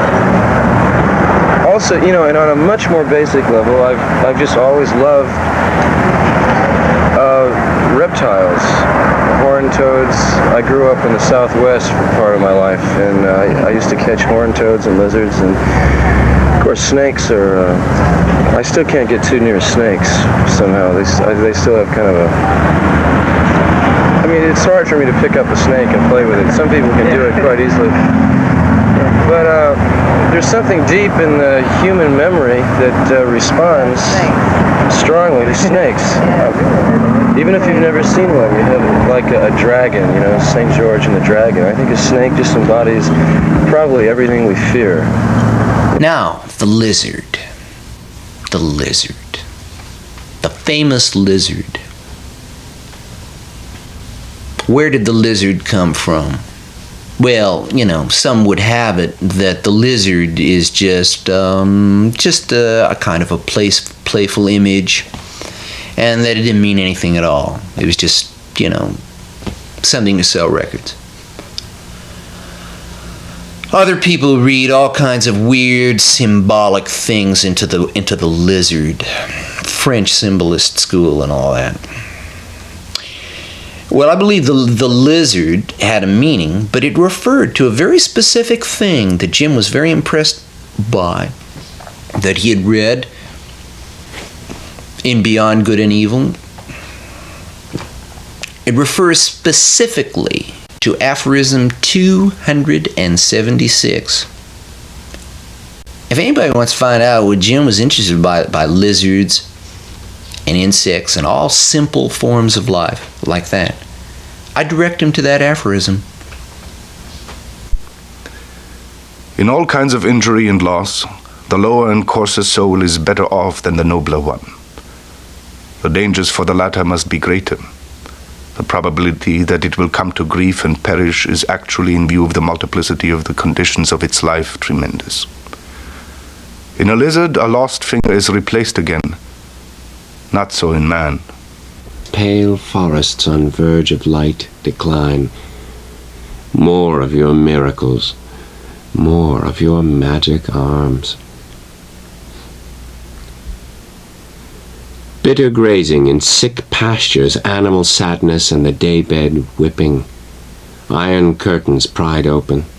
The elaborate sun implies dust, knives, voices. Call out of the wilderness, call out of fever, receiving the wet dreams of an Aztec king. The banks are high and overgrown, rich with warm green danger. Unlock the canals. Punish our sister's sweet playmate, distress. Do you want us that way with the rest? Do you adore us? When you return, will you still want to play with us? Fall down. Strange gods arrive in fast enemy poses. Their shirts are soft, marrying cloth and hair together. All along their arms, ornaments conceal veins bluer than blood, pretending welcome. Soft lizard eyes connect. Their soft, drained insect cries erect new fear where fears reign. The rustling of sex against their skin. The wind withdraws all sound. Stamp your witness on the punished ground. Wounds, stags, and arrows, hooded, flashing legs plunge near the tranquil women. Startling obedience from the pool people. Astonishing caves to plunder. Loose, nerveless ballets of looting. Boys are running. Girls are screaming, falling. The air is thick with smoke. Dead crackling wires dance pools of sea blood. Lizard woman, with your insect eyes, with your wild surprise, warm daughter of silence, venom. Turn your back with a slither of moaning wisdom. The unblinking blind eyes behind walls, new histories rise and wake, growling and whining, the weird dawn of dreams. Dogs lie sleeping. The wolf howls. A creature lives out the war. A forest. A rustle of cut words, choking river. The snake, the lizard, the insect eye, the huntsman's green obedience, quick in raw time, serving stealth and slumber, grinding warm forests into restless lumber. Now for the valley, now for the syrup hair, stabbing the eyes, widening skies behind the skull bone. Swift end of hunting. Hug round the swollen, torn breast and red-stained throat. The hounds gloat. Take her home. Carry our sister's body back to the boat. When I knew Jim, after he'd left film school, he was interested in what he was going to do with himself.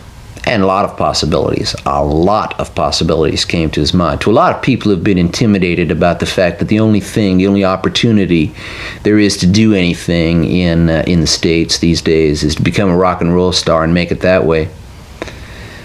I would suggest that Jim had a lot of ideas about what he was going to do with himself. For example, one of the things he was going to do was to write cheap, trashy books filled with sex and violence about Westerns. He was going to write Westerns, violent Westerns, and modern Westerns too. He thought it would be good to do that, or he thought it might be good to go into rock and roll. He didn't know which he wanted to do better. But to him, there was a close connection as far as his personality was concerned. And it was very important. He was going to write cheap, trashy, violent, sexy Westerns, really basic things that got down to what people did. Really people did in a primitive situation, a barbaric situation. That interested him a great deal. About people who were very close to the earth, who were very far apart from the laws and the rigidity and the restraints and the prejudices of civilized life. About people who behaved like beasts of prey. Section 197. We misunderstand the beast of prey and the man of prey thoroughly. We misunderstand nature as long as we still look for something pathological at the bottom of these healthiest of all tropical monsters and growths, or even for some hell that is supposed to be innate in them. Yet this is what almost all moralists so far have done. Could it be that moralists harbor a hatred of the primeval forest in the tropics, and that the tropical man must be discredited at any price, whether as sickness and degeneration of man or his own hell and self-torture? Why? Why? In favor of the temperate zones? In favor of the temperate men? Of those who are moral, who are mediocre? This for the chapter, Morality as Timidity. Are these our friends racing and shuddering through the calm vales of Parliament? My son will not die in the war. He will return numbed peasant voice of Orient fisherman. Last time you said this was the only way, voice of tender young girl running and speaking infected green jungles. Consult the oracle, bitter creek crawl, they exist on rainwater. Monkey love, mantra mate, maker of brandy. The poison isles, the poison. Take this thin granule of evil snake root from the southern shore, way out miracle will find thee. The chopper blazed over, inward, click and sure, blasted matter made the time bombs free of leprous lands, spotted with hunger and clinging to law. Please, show us your ragged head and silted, smiling eyes, calm in fire. A silky flowered shirt edging the eyes, alive, spidery, distant. Diehl lies. Come, calm one, into the life try. Already wife-like, latent, leathery, loose, lawless, large and languid, she was a kingdom cry, legion of lewd, marching mind men. Where are your manners out there on the sunlit desert? Boundless galaxies of dust, cactus spines, beads, bleached stones, bottles and rust cars stored for shaping. The new man, time soldier, picked his way narrowly through the crowded ruins of once grave city, gone, comic now with rats and the insects of refuge. He lives in cars, goes fruitless through the frozen schools and finds no space in shades of obedience. The monitors are silenced. The great gravel guard towers sicken on the westward beach, so tired of watching. If only one horse were left to ride through the waste, a dog at his side to sniff meat maids chained at the public poles. There is no more argument in beds at night. Blackness is burned. Stare into the parlors of town, where a woman dances in a European gown to the great waltzes that could be fun to rule a wasteland.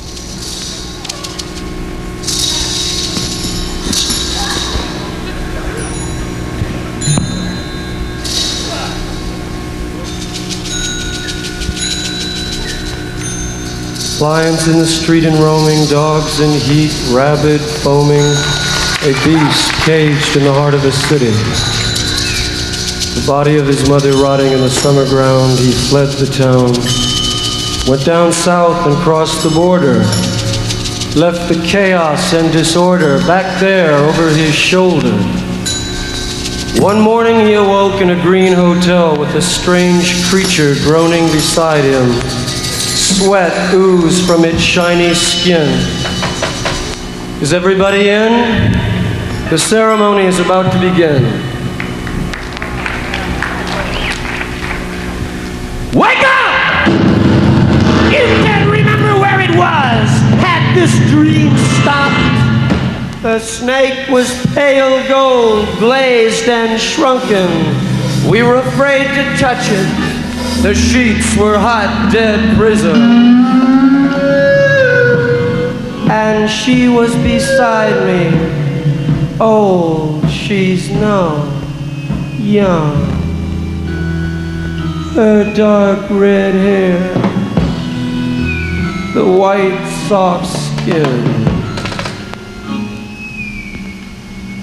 Now run to the mirror in the bathroom. Look, she's coming in here. I can't live through slow century of her moving. I let my cheeks slide down the cool, smooth tile. Feel the good, cold, stinging blood. The smooth hissing snakes and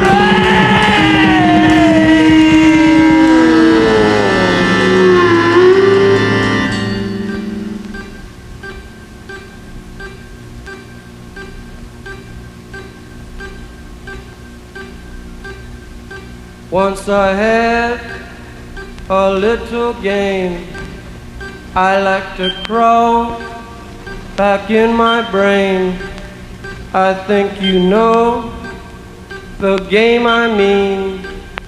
I mean the game called Go Insane. Now you should try this little game. Just close your eyes, forget your name, forget the world, forget the people, and we'll erect a different steeple. This little game is fun to do. Just close your eyes, no way to lose. And I'm right here, I'm going to release control. We're breaking through.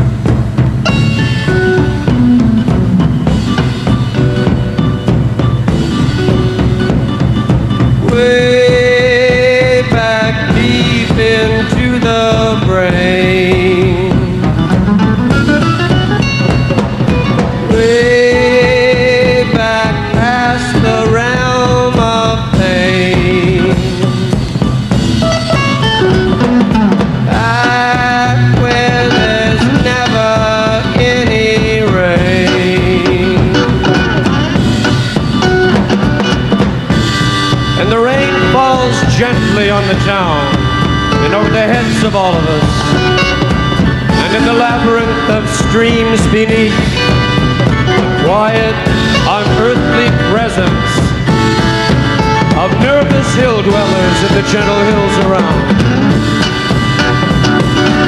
reptiles abounding, fossils, caves, cool air heights.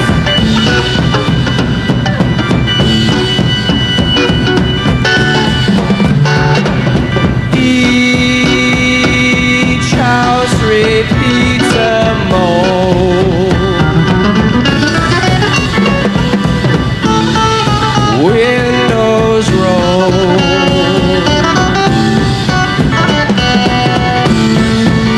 A beast car locked in against morning. All now sleeping, rugs silent, mirrors vacant, dust blind under the beds of lawful couples, wound in sheets and garters, smug with semen, eyes in their nipples.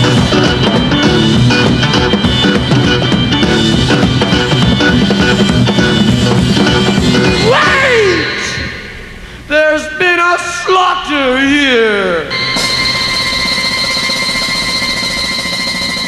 Don't stop to speak or look around. Your gloves and fan are on the ground. We're getting out of town. We're going on the run. And you're the one I want to come.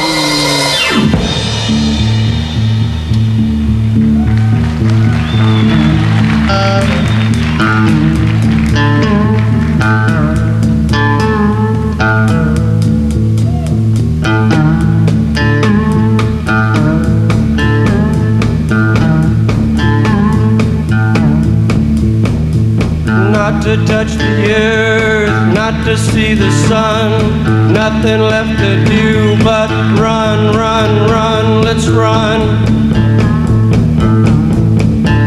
Let's run. House upon the hill, moon is lying still, shadows of the trees, witnessing the wild breeze. Come on, baby, run with me. Let's run, run with me, run with me, run with me. Let's run.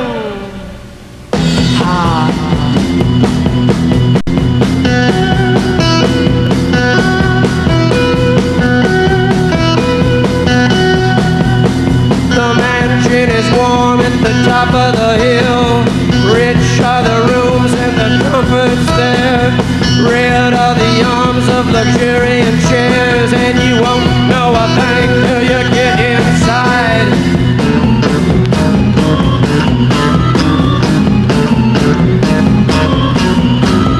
Dead president's corpse in the driver's car.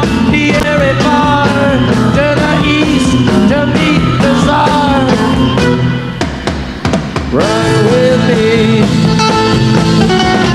run with me, run with me. Let's run.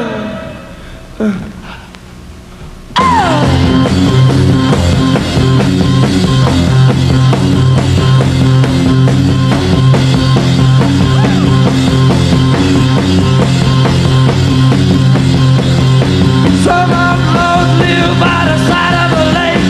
The minister's daughter's the love of the snake, who lives in a well by the side of the road. Wake up, girl, we're almost home, yeah.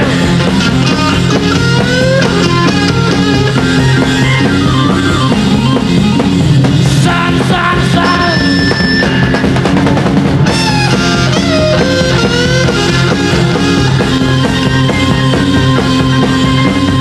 Burn, burn, burn.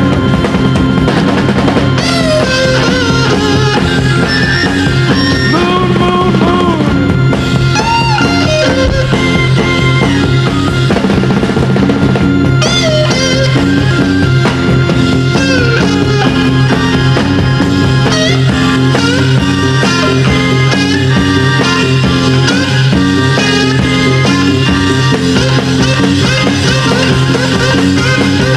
I will get you.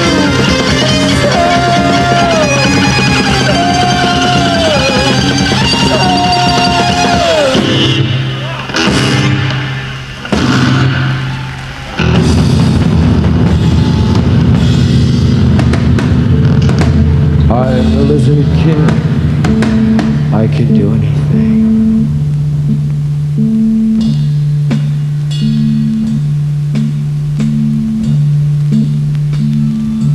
We came down the rivers and highways.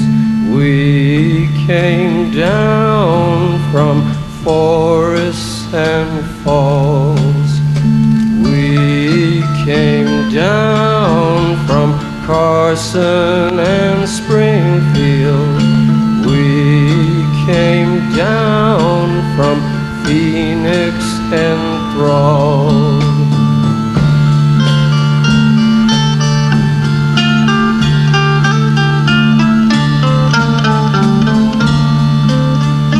And I can tell you the names of the kingdom. I can tell you the things that you know.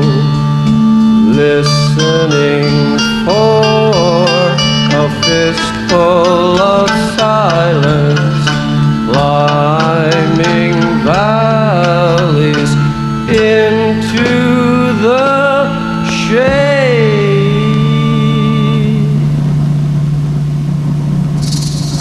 For 7 years I dwelt in the loose palace of exile, playing strange games with the girls of the island.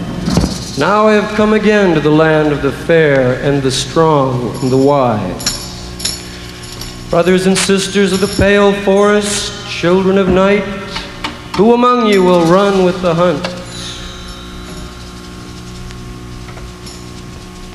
Now night arrives with her purple legion. Retire now to your tents and to your dreams. Tomorrow we enter the town of my birth. I want to be ready.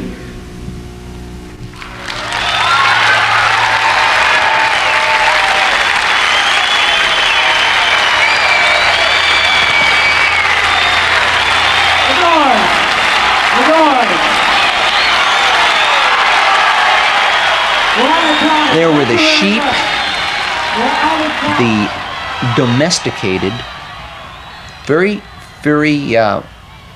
domesticated herd animal. And they comprised most of the people. And there were the beasts of prey that controlled them, controlled the rest. Now, that's a division as far as social classes went. The lords and the sheep. But of course, these two classes didn't comprise the sum total of humanity. There were also the individuals who could be very tough indeed, especially if they were young, because they represented the future. And the lords contained the lords had a very curious and a very ambivalent attitude toward young individuals, because on the one hand they knew that they were the ones who were going to carry on. On the other hand, they also knew that their place would be usurped by the young predator. In Jim's particular case, I don't think there is any doubt in my mind, as a result of many conversations we had on the subject, that he hated those in power. Hated them because at bottom their values corresponded with the sheep that they were leading around. And as far as values were concerned, as far as what was important was concerned, about ideas, they didn't have an idea in their head, except their own hand-me-down prejudices. And this, of course, was the vulnerability that he again got from Nietzsche. Because if you read Nietzsche, you'll find out that he says, that's the weakness of those in political power, in political institutions, in economic institutions. They're people who wield power with a lot of money behind them, with an army behind them. But the weak link in the chain is a thing called creativity. Now, in this particular country, Jim knew perfectly well that they had organization as a substitute for creativity. But he also realized that it couldn't work. He knew that shortly that myth was going to go by the boards, and that they were going to be vulnerable again. You can't organize a value. You cannot organize a new idea. It takes a person to do that. It takes a person to chart out a new direction. And this is a very important part about what Jim was going through at this time, because once he got liberated, more or less, from the intimidation of his father, once he found out that he had as good a chance of coming up with something interesting or valuable as anybody else, why then he started to play around. He decided to experiment, and this notion of experimentation is very important in understanding Jim, because he felt there were no standards to live by, that the only standards were ones that one created for oneself. He understood the difference, and once again, it's in Nietzsche's books, between the kind of straitjacket that's put on people, on individuals, straitjackets that are put on them by their religion and their country, and a straitjacket put on them by other people, and the straitjacket that they more or less invent for themselves in order to get an increase in power. Jim knew he had to eventually, if he were to fulfill himself as an artist, he had to create forms for himself that would increase the pressure of the energy that he felt going on within him. This refers to a poet we talked about, Pound. He was talking about Pound, Ezra Pound, at one time, and mentioned that Pound had said something about how it was very easy to control something that didn't have much energy to it. The real trick was to try to do something meaningful with something that was very, very violent, and in which the pressure was very great. That's when you created extraordinary things. There was another book that Jim liked very much. He thought a great deal of. In fact, I have it here. He gave it to me. It was stolen from the Alexandria Library. I have it right there. It's the first volume of Kafka's Diaries. I hope the librarian from Alexandria doesn't listen to this, because she might want her book back, and she's not going to get it back. He loved Kafka's Diaries, and this relates to the famous Morrison notebooks, and the notebooks that he burned. That he lamented the fact that he burned, but he also felt that if he hadn't have burned them, he would have never gone out and done anything himself. Well, these notebooks are really wonderful. I was there when he burned them, and I saved one page of it. I still have it at home. They were really wonderful because I don't think there was an original thing in it, and I don't think Jim was ever intimidated about originality. He thought everything was transformation. He didn't think you just created something out of the thin blue air. You just juggled things around and played with things and put part of one man's sentence with part of another man's paragraph and made it come out completely new. And these notebooks were things which were ripped out of books and ripped out of magazines. It's very important. They were not cut out. They were ripped out. They were, and the edges were raw and they were rough and they looked good. They look good on the page, and things which he had written down from newspapers, strange things, things. Oh, he might write down weird observations about the red tide, or about some odd, peculiar event that might pass between, say, between any confrontation between two classes that ordinarily don't like to have much to do with each other. Like the police and the citizens, for example. Or the Negroes and the whites. Jim knew something about that coming from the South.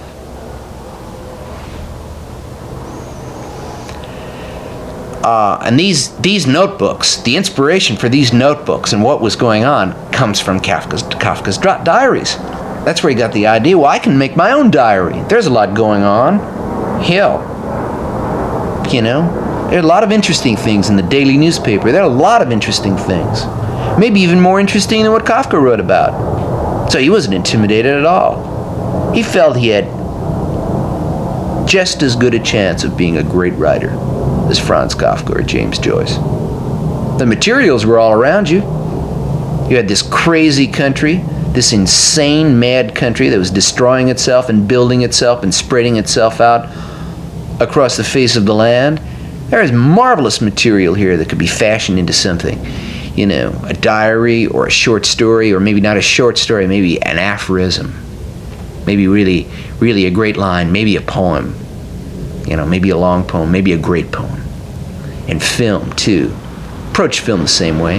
His films were atrocious, but the writing on film was very astute, very good. There are a lot of truth to that. A lot of observations about film and the tyrannical nature of the medium that nobody really had ever talked much about.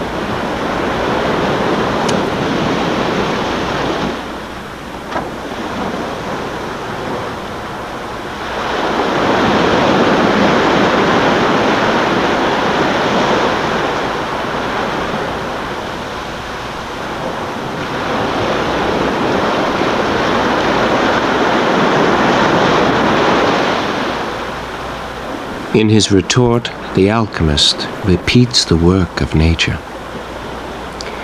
The alchemists detect in the sexual activity of man a correspondence with the world's creation, with the growth of plants, and with mineral formations. When they see the union of rain and earth, they see it in an erotic sense, as copulation, and stars a romance of stones, or the fertility of fire. Few would defend a small view of alchemy as mother of chemistry, and confuse its true goal with those external metal arts. Alchemy is an erotic science involved in buried aspects of reality, aimed at purifying and transforming all being and matter, not to suggest that material operations are ever abandoned. The adept holds both the mystical and physical work. Cinema returns us to anima, religion of matter, which gives each thing its special divinity and sees gods in all things and beings. Cinema, heir of alchemy, last of an erotic science. Early filmmakers who, like the alchemists, delighted in a willful obscurity about their craft in order to withhold their skills from profane onlookers. Separate, purify, reunite, the formula of ars magna and its heir, the cinema. The camera is an androgynous machine, a kind of mechanical hermaphrodite. Cinema discovers its fondest affinities not with painting, literature, or theater, but with the popular diversions, comics, chess, French and tarot decks, magazines, and tattooing. Each film depends upon all the others and drives you on to the others. Cinema was a novelty, a scientific toy, until a sufficient body of works had been amassed, enough to create an intermittent other world, a powerful, infinite mythology to be dipped into at will. Films have an illusion of timelessness, fostered by their regular, indomitable appearance. Film confers a kind of spurious eternity. The spectator is a dying animal. The appeal of cinema lies in the fear of death. Films are a collection of dead pictures which are given artificial insemination. Film spectators are quiet vampires. It is wrong to assume that art needs the spectator in order to be. The film runs on without any eyes. The spectator cannot exist without it. It ensures his existence. The modern East creates the greatest body of films. Cinema is a new form of an ancient tradition, the shadow play. Even their theater is an imitation of it. Born in India or China, the shadow show was aligned with religious ritual, linked with celebrations which centered around the cremation of the dead. It is wrong to assume, as some have done, that cinema belongs to women. Cinema is created by men for the consolation of men. The shadow plays originally were restricted to male audiences. Men could view these dream shows from either side of the screen. When women later began to be admitted, they were allowed to attend only to shadows.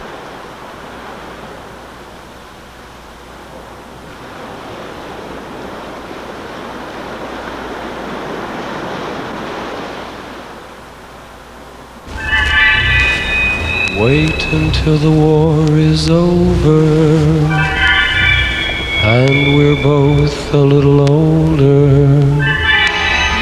The unknown soldier. Breakfast where the news is read, television, children fed, unborn living dead. Bullet strikes the helmet's head.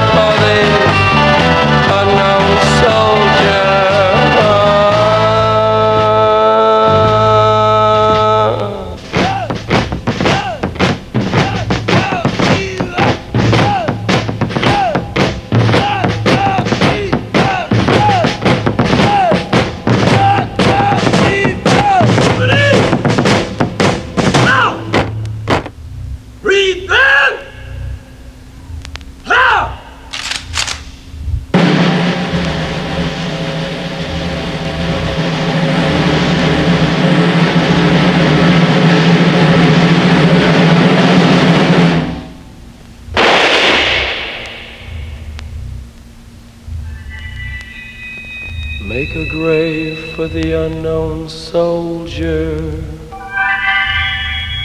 nestled in your hollow shoulder, the unknown soldier. Back is where the news is read, television, children fed.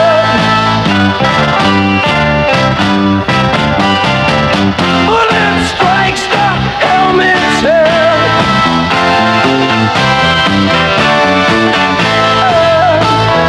It's all over. The war is over. It's all over. War is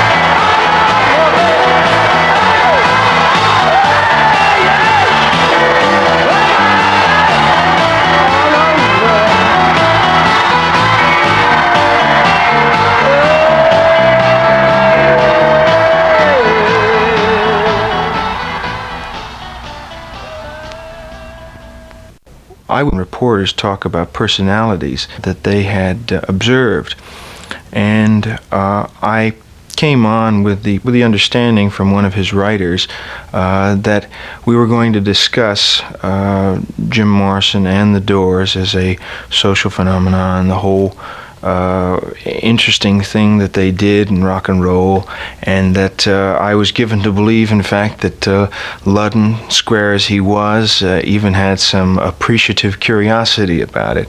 And it was very comic because there were these little 3x5 cards, which everybody who goes on the Johnny Carson show or anything else is given, which are the questions, and then you have sort of, the appropriate answers made up in your head. In fact, minutes before the show went on, Ludden and I had just sort of run through these. The minute we got on camera, Ludden turned to the camera very seriously and he said something to the effect that youth today is being corrupted. And we've had another outrageous demonstration. I've forgotten exactly how he phrased it, but in a very corny way, he referred to the Miami incident where Morrison allegedly exposed himself, then turned on me and said, how can you possibly defend this? Well, it got to be sort of comic, and I crept back, as is my want usually. It is a kind of academic defense rather than, I think, coming out with what I was intending to initially.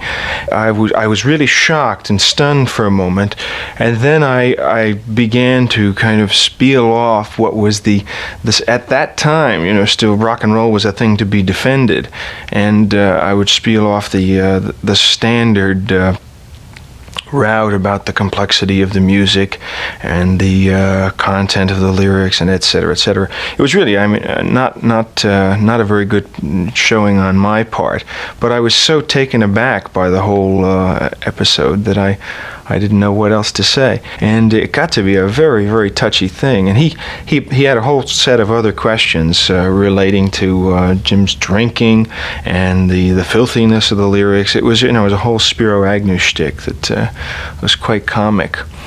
Just on the topic of that whole thing of self-exposure, it was a syndrome that has been indicative of a lot of men interested in power.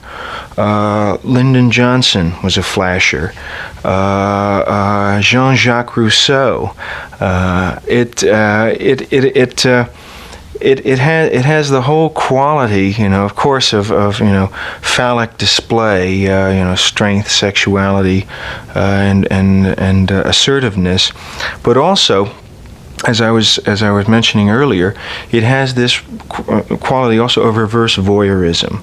That is, the instead of being the secret viewer, you are in fact, Les René, my face for the world to see, so to speak, or my penis for the world to see, and it has such a strange, again, reversal effect that to me, that incident was surprising, because I think it really popped out of his psyche as a sudden thing that he had always been sort of approaching. Again, it was always that coming toward the edge quality that to me marked the Doors so especially, and marked his performance.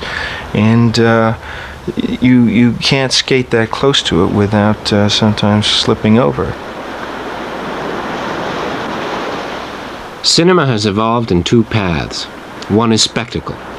Like the phantasmagoria, its goal is the creation of a total substitute sensory world. The other is peep show, which claims for its realm both the erotic and the untampered observance of real life, and imitates the keyhole or voyeur's window, without need of color, noise, grandeur. The voyeur is masturbator, the mirror his badge, the window his prey. The voyeur, the peeper, the peeping Tom, is a dark comedian. He is repulsive in his dark anonymity, in his secret invasion. He is pitifully alone. But strangely he is able through this same silence and concealment to make unknowing partner of anyone within his eye's range. This is his threat and his power. There are no glass houses. The shades are drawn and real life begins. Some activities are impossible in the open, and these secret events are the voyeur's game. He seeks them out with his myriad army of eyes, like the child's notion of a deity who sees all. Everything? Asks the child. Yes, everything, they answer, and the child is left to cope with this divine intrusion. Camera, as all-seeing God, satisfies our longing for omniscience. To spy on others from this height and angle, pedestrians pass in and out of our lens like rare aquatic insects. Yoga powers, to make oneself invisible or small, to become gigantic and reach to the farthest things, to change the course of nature, to place oneself anywhere in space or time, to summon the dead, to exalt senses and perceive inaccessible images of events on other worlds in one's deeper, inner mind or in the minds of others. The sniper's rifle is an extension of his eye. He kills with injurious vision. Destroy roofs, walls, see in all the rooms at once. From the air we trapped gods, with the gods' omniscient gaze, but without their power to be inside minds and cities as they fly above. June 30th, on the sunroof. He woke up suddenly. At that instant, a jet from the airbase crawled in silence overhead. On the beach, children tried to leap into its swift shadow. More or less, we're all afflicted with the psychology of the voyeur, not in a strictly clinical or criminal sense, but in our whole physical and emotional stance before the world.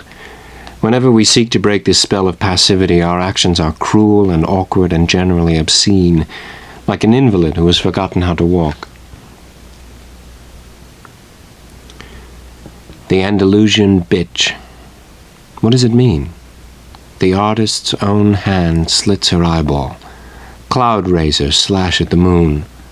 Cosmic utterance. He has lanced the swollen boil of sight. Sleep is an under-ocean dipped into each night. At morning, awake, dripping, gasping, eyes stinging. Nothing. The air outside burns my eyes. I'll pull them out and get rid of the burning. The eye looks vulgar inside its ugly shell. Come out in the open in all of your brilliance. Cure blindness with the whore's spittle.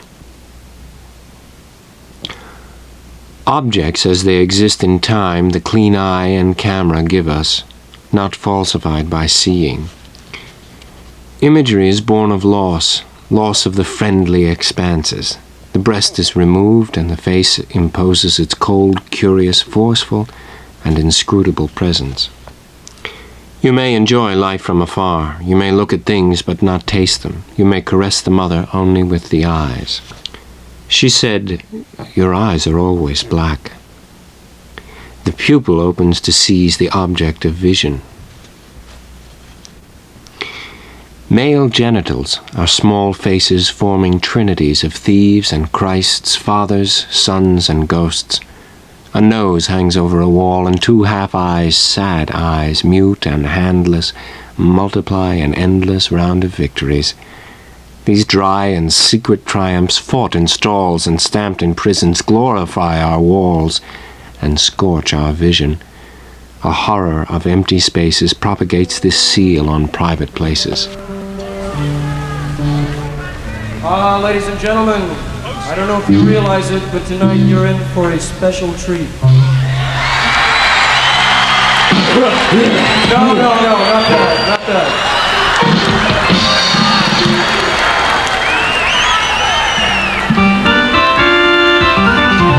You only get that treat on full moons.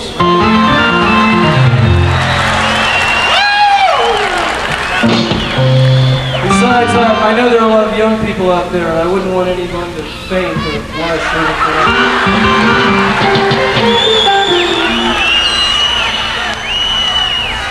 The last time it happened, grown men were weeping.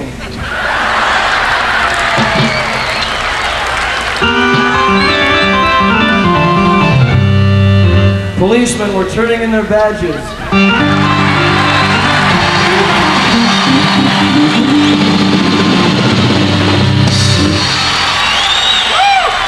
Oh, I get it. Everyone was intimidated tonight by all the security precautions and everything.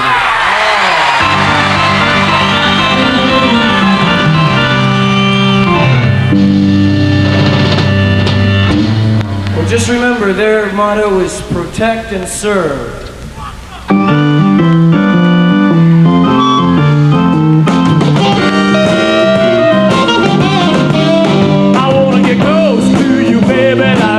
Black on white, close to you, baby, like the coldest of ice. Close to you, baby, like a Siamese twin. Close to you, baby, like I'm feeling alright. I wanna get close to you, baby.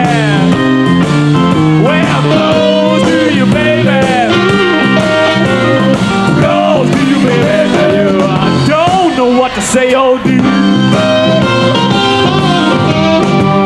Get close to you, baby, like the sight of your eyes.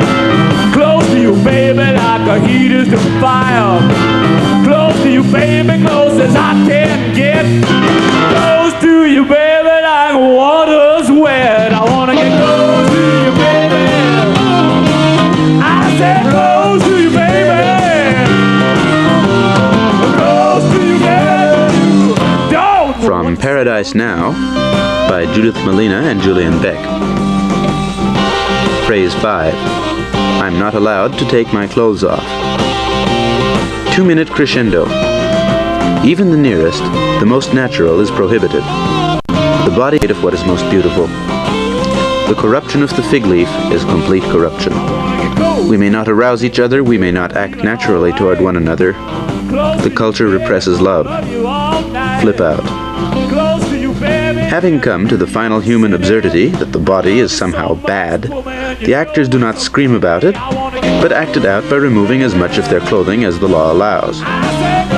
As they reach the climax of their flip-out, they begin to tear their clothes off in a frenzy while shouting out, "I'm not allowed to take my clothes off." They are left standing in the aisles and on the stage, the forbidden areas of their bodies covered, the rest exposed. It is an active demonstration of the prohibition. When the action has reached this legal limit, the actors say once more, "I'm not allowed to take my clothes off," and flash out. They are standing outside the gates of paradise. First assault on the culture. Flash out. Closer and closer, baby. Closer and closer, baby. Closer and closer, baby. Closer and closer, baby. I get up.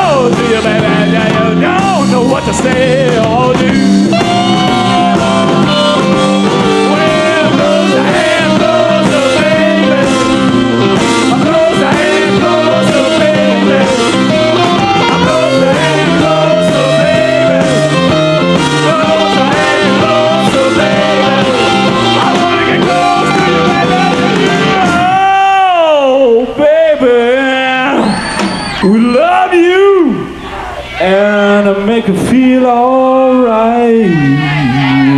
Make me feel alright. Make Robby feel alright. And you make John feel alright. And you make Jim feel alright. And we want to love you so much till you don't know what to say or do.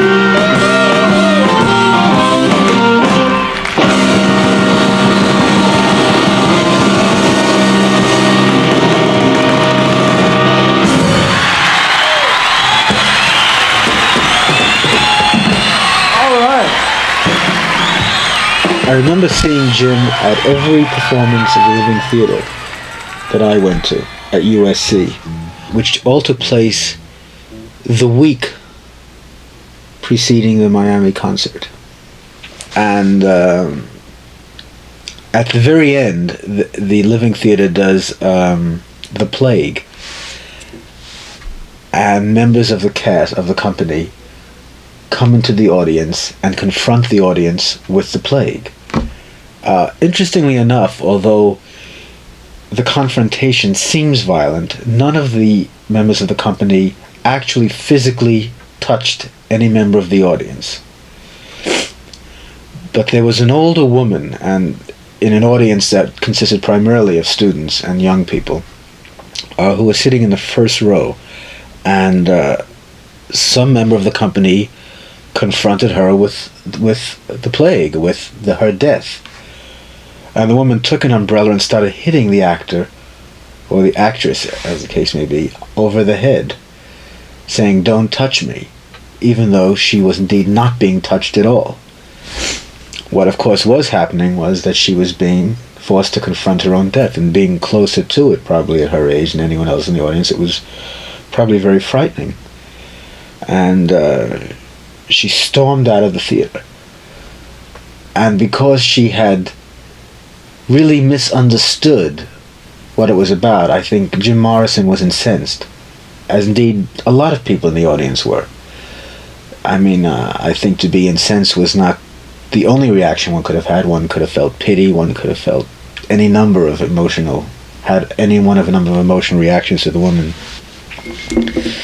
But Jim, as she passed by, Jim suddenly got up and took her hat off her head and threw it to the audience.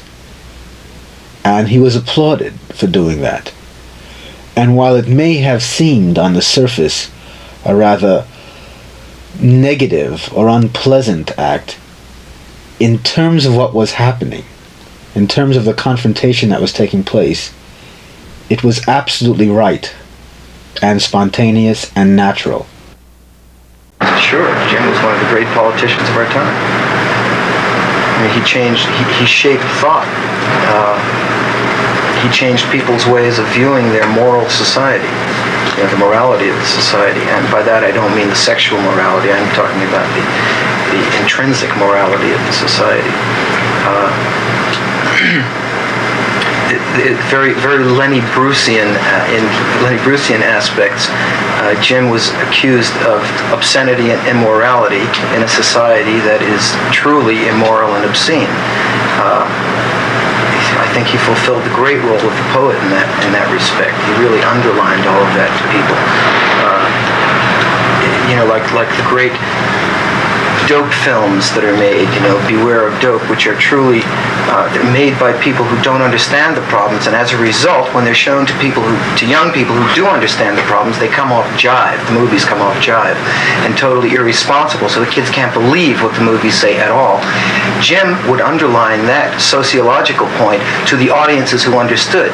The older generations would be putting Jim down for his obscenity, and the audiences couldn't see that obscenity, only the obscenity of the older generation, holding up the old codes, which were falling rapidly.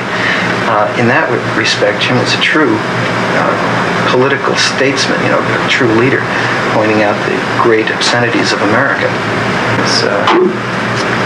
Lenny Bruce today is deified and vilified, right? The same is shortly true for Jim. In New York, they're running that new show called Lenny, Well, the very same words that Lenny Bruce was thrown in jail and generally killed by the society for are now receiving standing ovations in New York with no legal threat whatsoever. The very same words. You know, I mean, it's perfect. By old ladies, too. Yeah, old ladies standing up and cheering this. I mean, it's going to run for years. I mean, it's a great show that'll run for years. And I see Jim in exactly the same light, that he was making statements of basic truths years earlier than the morality of the society, of the leadership society could accept. 3 years from now, the older people will accept it. The younger people already have. I mean, they accept it as the truth. And Jim fulfilled the same role for this decade that Lenny Bruce fulfilled for the last decade. The Miami Herald, Friday, August 21st, 1970. Movies play barred as Morrison defense by Paul Levine, Herald staff writer. Criminal Court Judge Murray Goodman dealt the defense for singer Jim Morrison a severe setback in its trial strategy Wednesday when he ruled that no evidence pertaining to community standards would be admissible. The trial will continue Tuesday. In a written order, Goodman said that no books or periodicals will be admitted, no motion pictures or stage plays will be viewed by the jury. The court finds that such evidence would be irrelevant to the offenses charged. Defense lawyers had made known their desire to take the 4-man, 2-woman jury to see the rock musical play Hair and the documentary film Woodstock as part of their presentation. Attorney Max Fink contended that the film and play would help show that Morrison did not violate community standards of morality in his appearance at Dinner Key Auditorium March 1, 1969. After the judge's ruling, Fink strenuously argued a motion to set aside the order. To exclude evidence concerning community standards in regards to words we freely admit were used, to exclude expert testimony concerning effect of these words on the audience in this day and age, would be a denial of a fair trial, Fink said. In the order, the judge specifically forbade the defense to present the psychiatrists, clergymen, and educators it had planned on using to establish the contemporary standards that federal courts consider in judging obscenity cases. The court is of the opinion that the standards of obscenity apply to written material and motion pictures protected by the First Amendment, namely freedom of speech and press, Goodman wrote. Conduct is another matter entirely. To allow so-called experts or others to testify or admit evidence to support the theory that in America, March 1, 1969, it was accepted conduct and outside of statutory prohibition to use the language alleged in this case, to expose one's sexual organs as alleged, to simulate masturbation and oral copulation as alleged, would be to acknowledge the existence of a state of affairs which would shock and affront decent and law-abiding citizens everywhere. Goodman said that the conduct alleged, if proven, does constitute a violation of law. Harvey, why did you attend the obscenity trial in Miami? Well, I was working for Elektra Records at the time, and there was really no representative from Elektra down in Miami. And Jim had asked that someone from Elektra be sent, preferably me, because we had been friendly. There had been some rapport between us, and I think there was some mutual respect between us as writers. And I went the second week. I went the day after the trial started. I had missed the picking of the jury, and stayed for 2 weeks. And then it looked as if it might go on. Jim felt a little disappointed by the outcome of the trial. I think he had hoped that this would be some sort of test case that dealing with obscenity and art and what an artist's rights were in public performance. And he discovered day by day that it was just a simple little trial that had no significance or import greater than the moment, and that it was really reduced to a simple misdemeanor, and it was a local crime. It never took on the national significance that I think he hoped it might. And I think it really distressed him. I remember sitting around and talking about it one night, and I remember his feeling very, very disappointed that even the coverage of it was so minimal.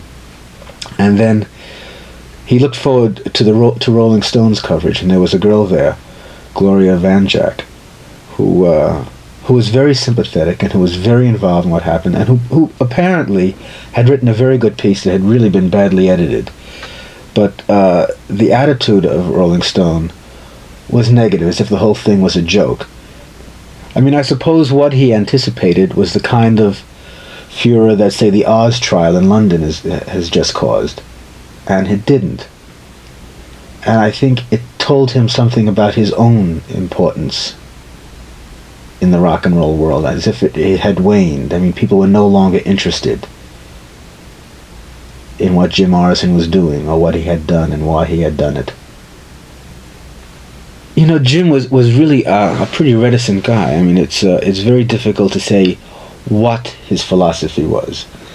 It was much easier to tell what influenced him and what affected him. And what you discover if you look closely at his work is great loneliness, great solitariness. I think what he liked about the Living Theater, what he liked about people like Norman Mailer, what he liked about the impulse of a group like the Company Theater or of any experimental group was that ability to cut through a lot of the myths, to cut through the bullshit, to kind of get down to business, to assault you, to attack you, or to do something to you that was, you know, that transcended that kind of audience-artist relationship where you were separated from.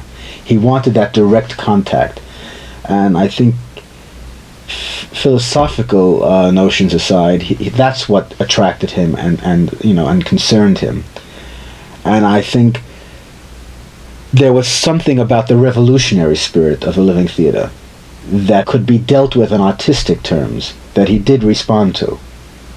And I think if you had heard the tape of the Miami concert, and that tape was played during the trial, you would have discovered that he was not just drunk and obscene, that there was a definite rhythm, there was a music, there was poetry in what he had to say, and that the concept was one of revolution, but opposed to the Living Theater's idea of revolution. It was a loving revolution. Love your neighbor, turn around and, you know, fuck your friend. You know, it was he wanted some sort of communal relationship going between him and the world, or at least between the other members of the world if he couldn't be involved in it.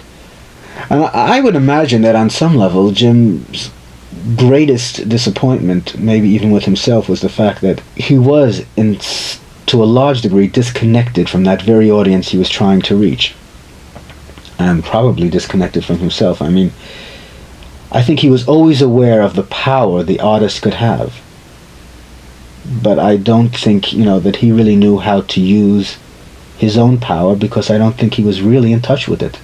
And I think those things became pretty clear to him in Miami. I mean, long before Miami, long before the trial, he had begun to kind of move away from the Jim Morrison that, you know, most people knew. I mean, he was really getting into writing films. He had made a film. He was writing his poetry. I mean, music was not the most crucial part of his life anymore. I think he was seeking a vision. But at that moment in time and space that I knew him, I felt his vision was more influenced by a conglomeration of intellectual notions rather than one that was truly his own, because he was not really ready to confront his own solitariness. The following is by John Huddy, Miami Herald entertainment editor. It appeared in August 1970. "All right, girls, we'll do it by the numbers," my drill sergeant used to say after we failed to properly execute a marching command. After reading and rereading several particularly nasty letters, the first goodies I've received in months, I'm beginning to wonder if A, I confuse people when I write, or B, some readers read the first sentence of my Jim Morrison commentary and no more. Once again, I was not at Dinner Key Auditorium when Morrison's alleged offenses took place. Knowing the capacity of the hall, it is safe to say that the vast majority of other South Florida residents were also not at the hall when the incident occurred. The implication, obvious I would hope, is that we therefore don't really know what happened. Maybe Jim Baby did the disgusting deed he's been accused of doing, or maybe he didn't. Maybe it's all a bad joke, a terrible misunderstanding, a freak natural phenomenon involving mass hypnosis or a weird lighting trick. So when I say that I hope Morrison is actually innocent, I am saying that I hope that on that given day a year and a half ago that Morrison did not physically do it. Why? For the same reason I hope my best friend doesn't go out and get run over by a car tomorrow. The same reason I hope that all people are decent and honorable. For the same reason, I hope an insulting remark overheard is perhaps a slip of the tongue. However, and this is where the letter writers fail to read further, if Morrison actually did expose himself or do any of the acts named in the arrest warrant, then I hope justice takes its course. Trial by newspaper is not very healthy, and I can't say much more. But if Morrison is innocent, I hope he's found innocent. If he's guilty, I hope he's found guilty. And I certainly do not hope that the Morrison trial sets a precedent whereby rock performers have the license to wave their manhood moronically at the unsuspecting audience. Genealogy of morals. Whoever can smell not only with his nose but also with his eyes and ears, scents almost everywhere he goes today, something like the air of madhouses and hospitals. I'm speaking, of course, of the cultural domain of every kind of Europe on this earth. The sick are man's greatest danger, not the evil, not the beasts of prey. Those who are failures from the start, downtrodden, crushed, it is they, the weakest, who must undermine life among men, who call into question and poison most dangerously our trust in life, in man, and in ourselves. Where does one not encounter that veiled glance which burdens one with a profound sadness, that inward-turned glance of the born failure which betrays how such a man speaks to himself, that glance which is a sigh? If only I were someone else, sighs this glance. But there is no hope of that. I am who I am. How could I ever get free of myself? And yet, I am sick of myself. It is on such soil, on swampy ground, that every weed, every poisonous plant grows, always so small, so hidden, so false, so saccharine. Here the worms of vengefulness and rancor swarm. Here the air stinks of secrets and concealment. Here the web of the most malicious of all conspiracies is being spun constantly. The conspiracy of the suffering against the well-constituted and victorious. Here the aspect of the victorious is hated. And what mendaciousness is employed to disguise that this hatred is hatred. What a display of the grand words and postures. What an art of honest calumny. These failures, what noble eloquence flows from their lips. How much sugary, slimy, humble submissiveness swims in their eyes. What do they really want? At least to represent justice, love, wisdom, superiority. That is the ambition of the lowest, the sick.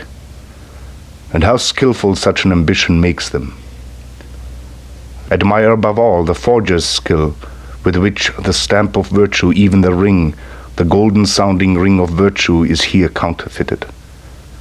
They monopolize virtue, these weak, hopelessly sick people. There is no doubt of it. We alone are the good and just, they say. We alone are homines bonae voluntatis. They walk among us as embodied reproaches, as warnings to us, as if health, well-constitutedness, strength, pride, and the sense of power were in themselves necessarily vicious things for which one must pay some day, and pay bitterly. How ready they themselves are at the bottom to make one pay. How they crave to be hangmen. There is among them an abundance of the vengeful disguised as judges, who constantly bear the word justice in their mouths like poisonous spittle, always with a pursed lips, always ready to spit upon all who are not discontented, but go their way in good spirits. Nor is there lacking among them that most disgusting species of the vain, the mendacious failures whose aim is to appear as beautiful souls and who bring to the market their deformed sensuality wrapped up in verses and other swaddling clothes as purity of heart, the species of moral masturbators and self-gratifiers. The will of the weak to represent some form of superiority, their instinct for devious paths to tyranny over the healthy, where can it not be discovered, this will to power of the weakest? I was doing time in the universal mind. I was feeling fine. I was turning keys. I was setting people free. I was doing all right. Then you came along with a suitcase and a song turn my head around. Now I'm so alone, just looking for a home in every place I see. I'm the freedom man. I'm the freedom man. One thing that the pages never talk about, which Jim did, Jim always said, I am a middle-class American and I love it. You know, there's nothing exotic or esoteric about me. I like to drive big American cars.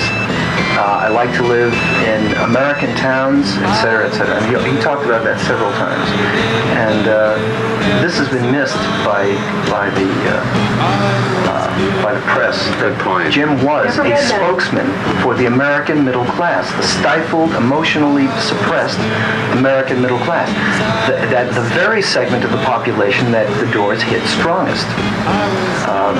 The ones who never could find a way of expressing the guilt and emotions of life in an American family, in a middle-class American family, the repressed sexuality and the repressed everything.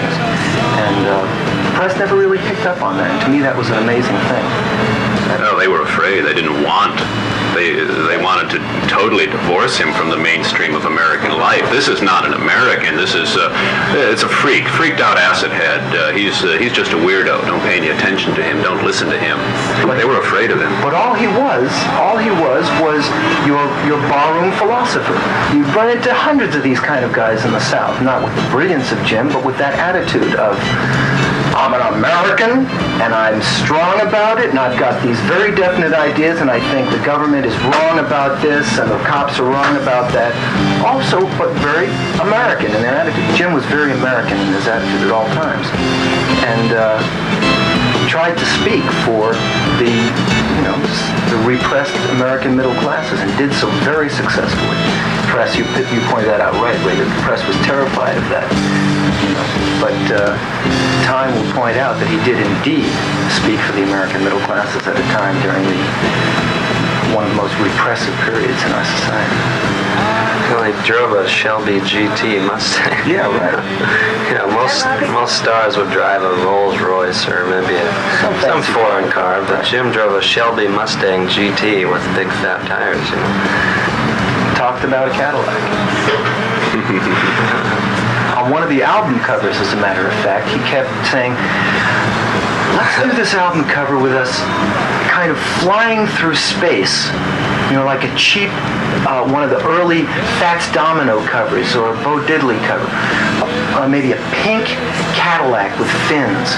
He kept trying to get everybody into a Cadillac, And that was very significant, I thought, because he was trying to say something to the American people, and that's very definitely a 1950s Cadillac to the generation that was in the 60s was a symbol of true American prosperity and success. I'm the freedom man.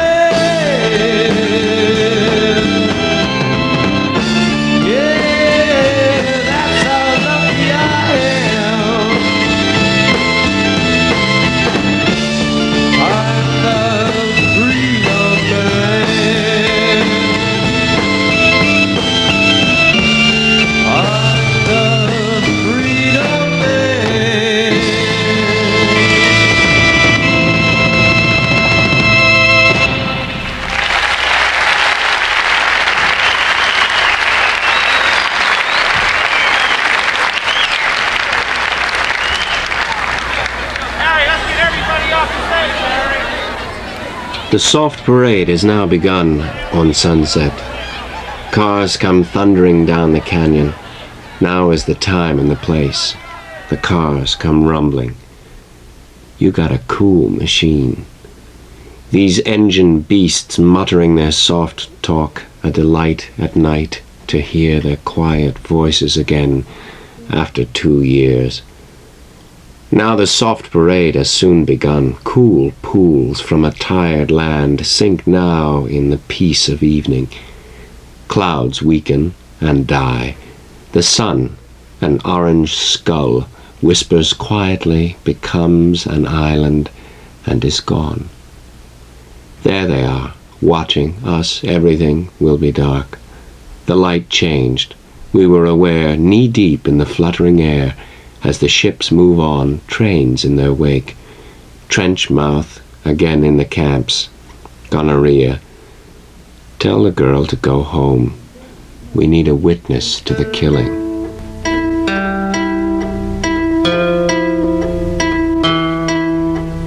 Can you give me sanctuary? I must find a place to hide, a place for me to hide.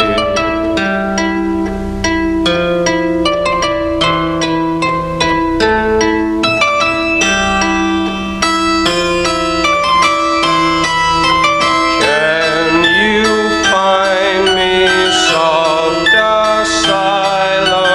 I can't make it anymore. The man is at the door. In the womb we are blind cave fish. Inside the dream, buttons sleep around your body like a glove. Free now of space and time, free to dissolve in the streaming summer. Novices, we watch the moves of silkworms who excite their bodies in moist leaves and weave wet nests of hair and skin. This is a model of our liquid resting world, dissolving bone and melting marrow, opening pores as wide as windows. When men conceived buildings and closed themselves in chambers, first trees and caves, windows work two ways, mirrors one way. You never walk through mirrors or swim through windows. Today the doors of all projection booths are made of steel. Does the theater keep out light or keep in darkness? Urged to come to terms with the outside by absorbing, interiorizing it. I won't come out. You must come in, to me, into my womb garden where I peer out, where I can construct a universe within the skull to rival the real. Surround emperor of body. Bali dancers will not break my temple. Explorers suck eyes into the head. The rosy body cross, secret in flow, controls its flow. Wrestlers in body weights, dance and music, mimesis, body. Swimmers entertain, embryo, sweet, dangerous thrust, flow. The bird or insect that stumbles into a room and cannot find the window, because they know no windows. Wasps, poised in the window, excellent dancers, detached, are not inclined into our chamber.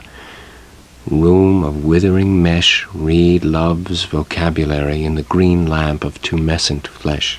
Everything is vague and dizzy. The skin swells and there is no more distinction between parts of the body, an encroaching sound of threatening, mocking, monotonous voices. This is fear and attraction of being swallowed. The assassin, in flight, gravitated with unconscious instinctual insect ease, moth-like toward a zone of safety, haven from the swarming streets. Quickly he was devoured in the warm, dark, silent maw of the physical theater. Modern circles of hell. Oswald kills president. Oswald enters taxi. Oswald stops at rooming house. Oswald leaves taxi. Oswald kills Officer Tippett. Oswald sheds jacket. Oswald is captured. He escaped into a movie house. It takes large murder to turn rocks in the shade and expose strange worms beneath. The lives of our discontented madmen are revealed.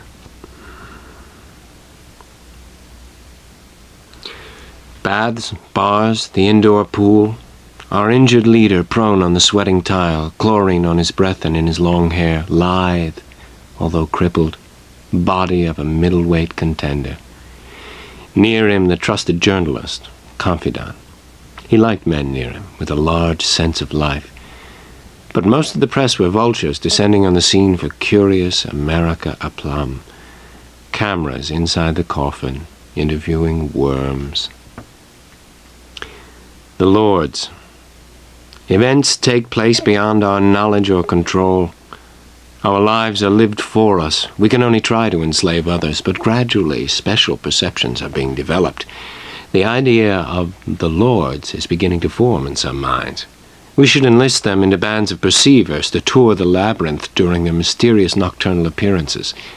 The Lords have secret entrances, and they know disguises, but they give themselves away in minor ways. Too much glint of light in the eye, a wrong gesture, too curious and long a glance.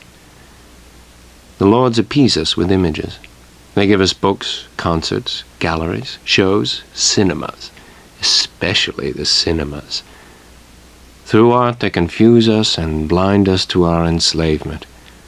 Art adorns our prison walls, keeps us silent and averted and indifferent. Not one of the prisoners regained sexual balance. Depressions, impotence, sleeplessness, erotic dispersions in languages, reading, games, music, and gymnastics. The prisoners built their own theater, which testified to an incredible surfeit of leisure. A young sailor, forced into female roles, soon became the town darling, for by this time they called themselves a town and elected a mayor, police, aldermen. In old Russia, the Tsar each year granted out of the shrewdness of his own soul or one of his advisers a week's freedom for one convict in each of his prisons. The choice was left to the prisoners themselves, and it was determined in several ways, sometimes by vote, sometimes by lot, often by force. It was apparent that the chosen must be a man of magic, virility, experience, perhaps narrative skill, a man of possibility, in short, a hero. Impossible situation at the moment of freedom, impossible selection, defining our world and its percussions. When I was back there in seminary school, there was a person there who put forth the proposition that you can petition the Lord with prayer. Petition the Lord with prayer. Petition the Lord with prayer. You cannot petition the Lord with prayer.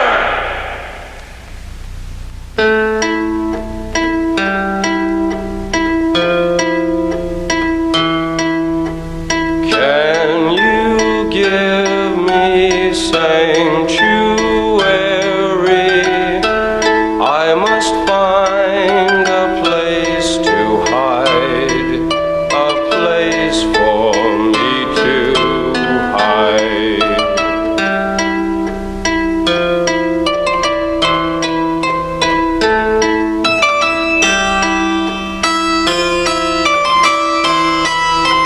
Can you find me soft asylum? I can't make it anymore. The man is at the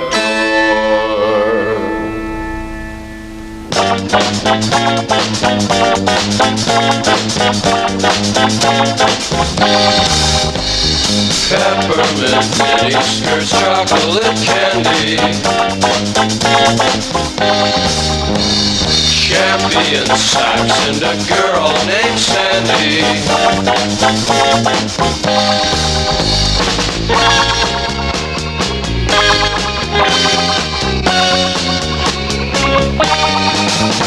There's only four ways to get unraveled. One is to sleep and the other is travel. But one is a bandit up in the hills. One is to love your neighbor till his wife gets home.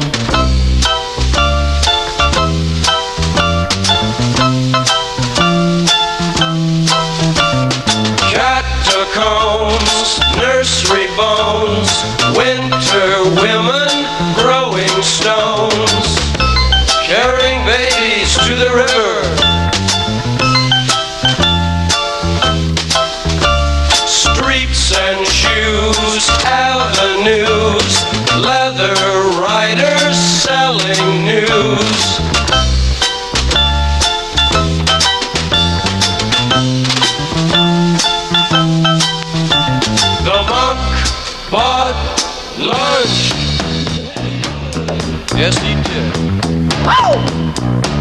This is the best part of the trip. This is the trip, the best part. I really like.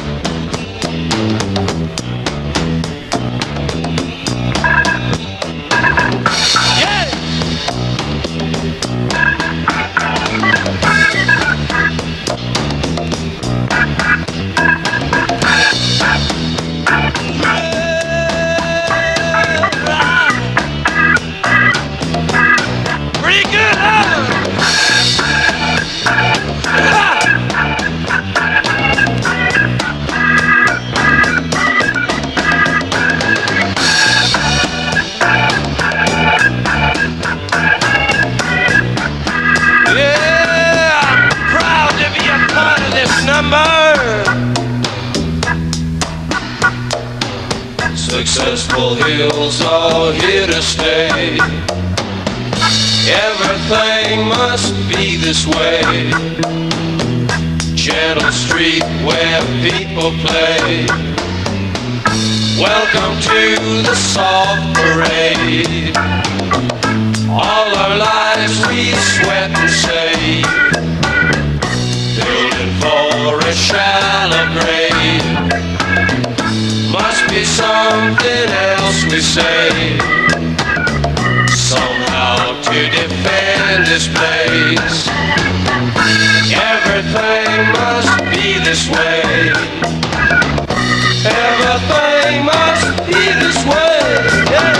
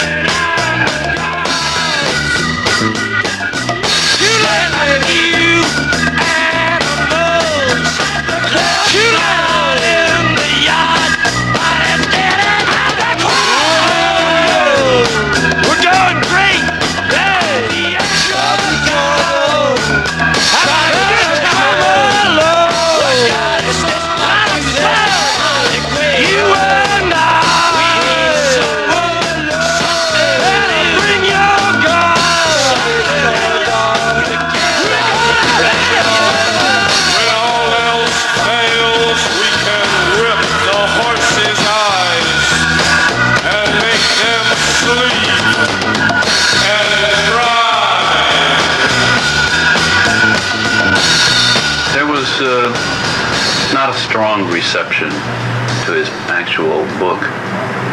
He was too intelligent. It was too esoteric. It wasn't pop enough. Jim's problem was that his poetry was never teeny pop enough. It was always, it demanded an intelligent mind. And unfortunately, a lot of the people who had intelligent minds wouldn't listen to his words, wouldn't listen to the music, only knew Jim Morrison, the Lizard King's sex god image. And I'm kind of, I'm a little surprised at the American Intellectual Society for not understanding Jim Morrison when he was alive. I think they're beginning to understand him now that he's dead, now that they've realized what they've lost. Are they? I don't even think they are now. Well, I'm finally reading things about him being a poet. They never said he was a poet. And that's what he always was to us. He was always a poet. But I'll be damned they never picked up on his poetry. I just don't know why. They wouldn't listen to what the man had to say. Well, you can't be a rock star and a poet, you see, and it's just so incongruous. Yeah, well, that's the old-fashioned beatnik image of a poet. Jim was a new poet. Jim was a classical poet. As I said earlier, back to the spoken, chanted poetry of the Greeks before the Greeks. Jim was a poet like a shaman is a poet. He wasn't an effete snob locked up somewhere writing poetry. He was out there living poetry. Poetry has become a dead art, and Jim made it a living art. I think it was just a little too early. The theory is that birth is prompted by the child's desire to leave the womb. But in the photograph, an unborn horse's neck strains inward with legs scooped out. From this, everything follows. Swallow milk at the breast until there's no milk. Squeeze wealth at the rim until tile pools claim it. He swallows seed, his pride, until with pale-mouthed legs she sucks the root, dreading world to devour child. Doesn't the ground swallow me when I die? Or the sea if I die at sea?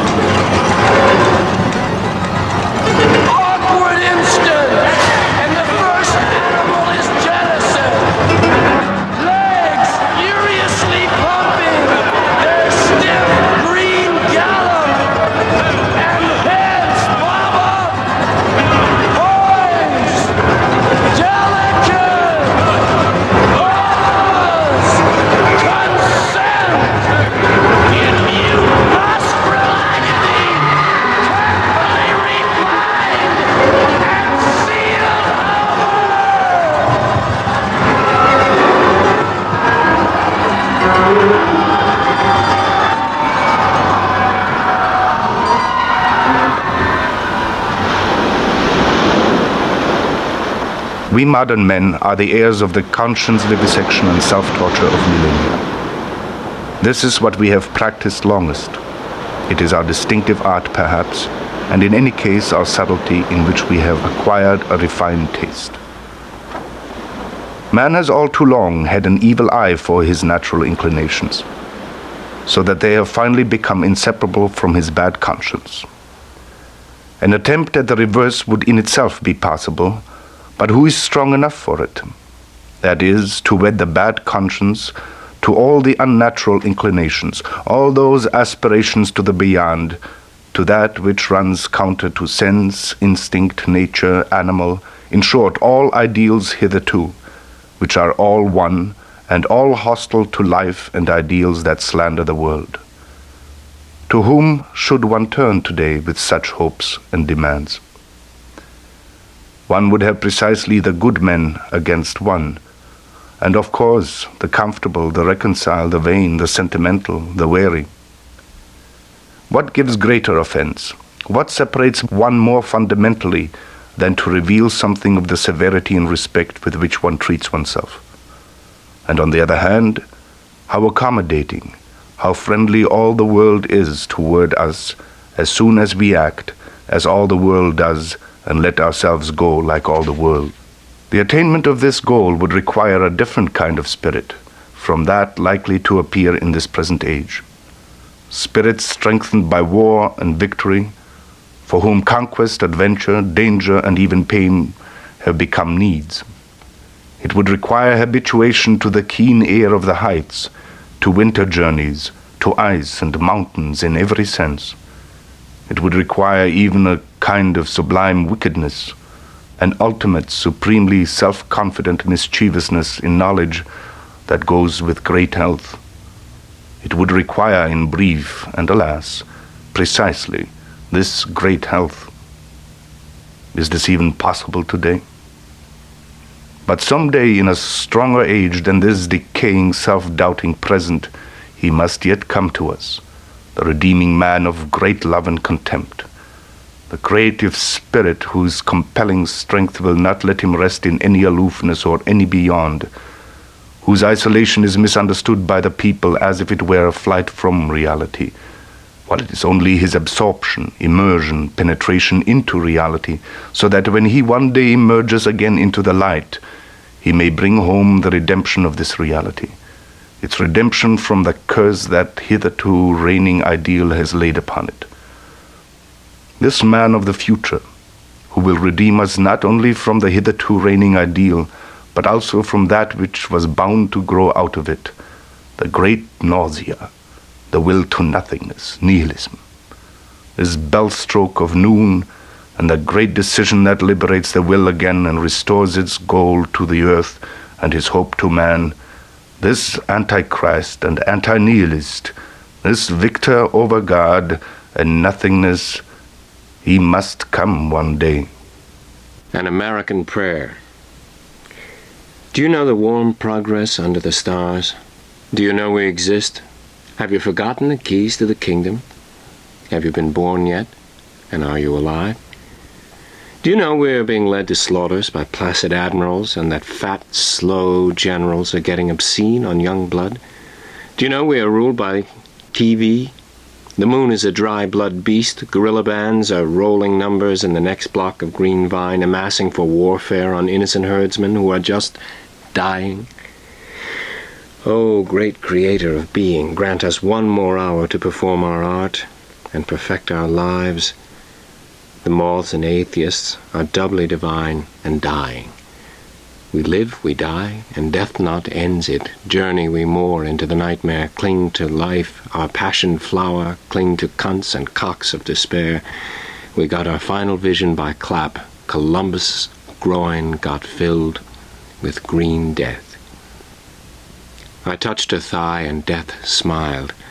We have assembled inside this ancient and insane theater to propagate our lust for life and flee the swarming wisdom of the streets.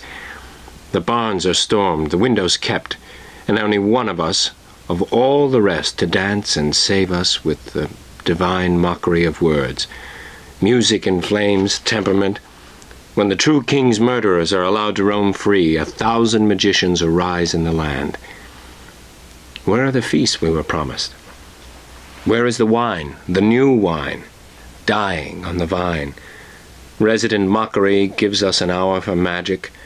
We of the purple glove, we of the starling flight and velvet hour, we of Arabic pleasures breed, we of sundome and the night. Give us a creed to believe, a night of lust. Give us trust in the night. Give of color, 100 hues, a rich mandala for me and you. and for your silky pillowed house a head, wisdom, and a bed. Troubled decree, resident mockery has claimed thee. We used to believe in the good old days, we still receive in little ways the things of kindness and unsporting brow, forget and allow. Did you know freedom exists in a school book? Did you know madmen are running our prison within a jail, within a jail, within a white, free Protestant maelstrom? We're perched headlong on the edge of boredom. We're reaching for death on the end of a candle. We're trying for something that's already found us. We can invent kingdoms of our own, grand purple thrones, those chairs of lust and love we must, in beds of rust, steel doors lock in prisoner screams, and Muzak. AM rocks their dreams. No black men's pride to hoist the beams, while mocking angels sift what seems to be a collage of magazine dust, scratched on foreheads or walls of trust. This is just jail for those who must get up in the morning and fight for such unusable standards, while weeping maidens show off penury and pout ravings for a mad staff. Wow, I'm sick of doubt.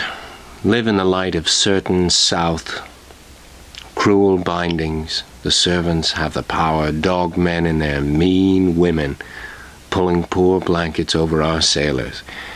And where were you in our lean hour? Milking your mustache or grinding a flour? I'm sick of dour faces staring at me from the TV tower. I want roses in my garden. Dig? Royal babies, rubies, must now replace aborted strangers in the mud. These mutants, blood meal for the plants that plowed. They're waiting to take us into the severed garden. Do you know how pale and wanton, thrill-full comes death on a strange hour, unannounced, unplanned for, like a scaring, over-friendly guest you've brought to bed? Death makes angels of us all, and gives us wings where we had shoulders smooth as ravens' claws. No more money, no more fancy dress. This other kingdom seems by far the best, until its other jaw reveals incest and loose obedience to a vegetable law.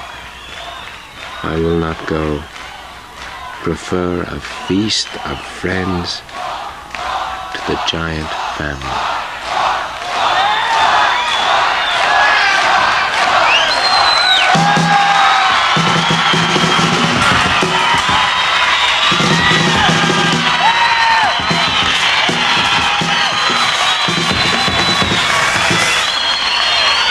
We got time for one more. Let's do it one more time.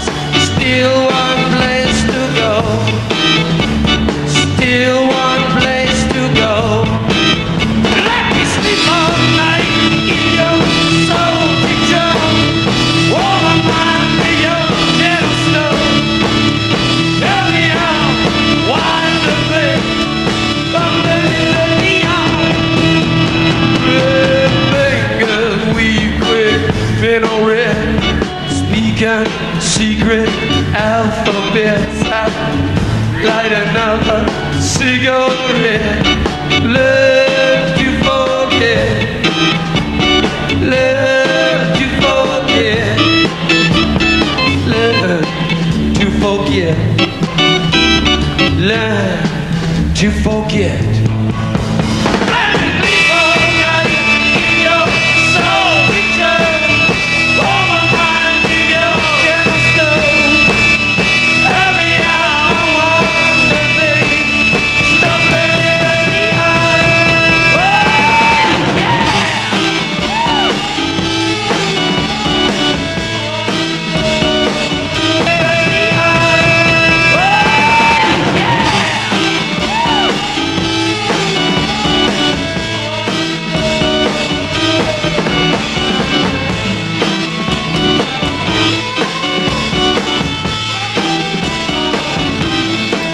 Close the doors and windows of consciousness for a time, to remain undisturbed by the noise and struggle of our underworld, of utility organs working with and against one another.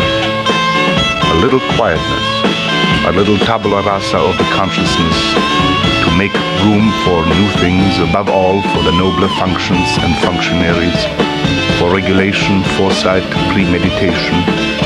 That is the purpose of active forgetfulness, which is like a doorkeeper, a preserver of the psychic order, repose, and etiquette, so that it will be immediately obvious how there could be no happiness, no cheerfulness, no hope, no pride, no present without forgetfulness.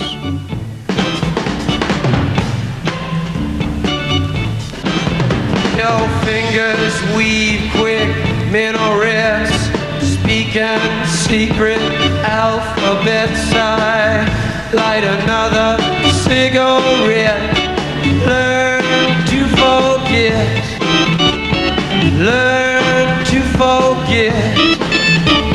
Learn to forget. Learn to forget.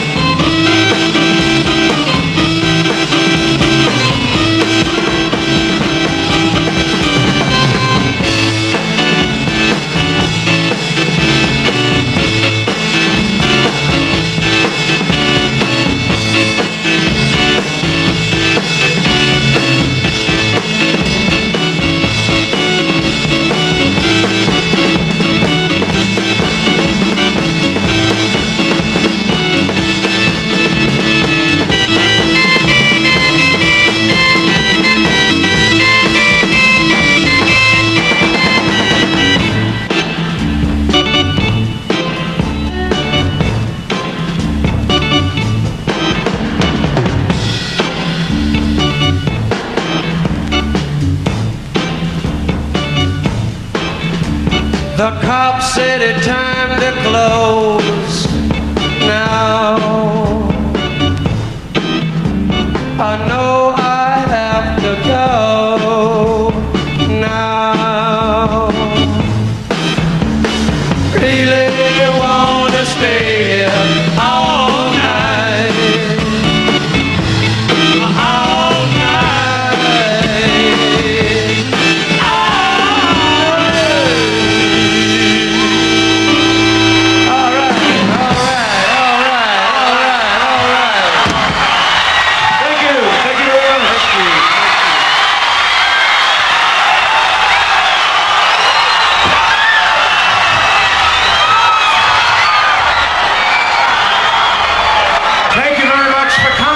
Good night.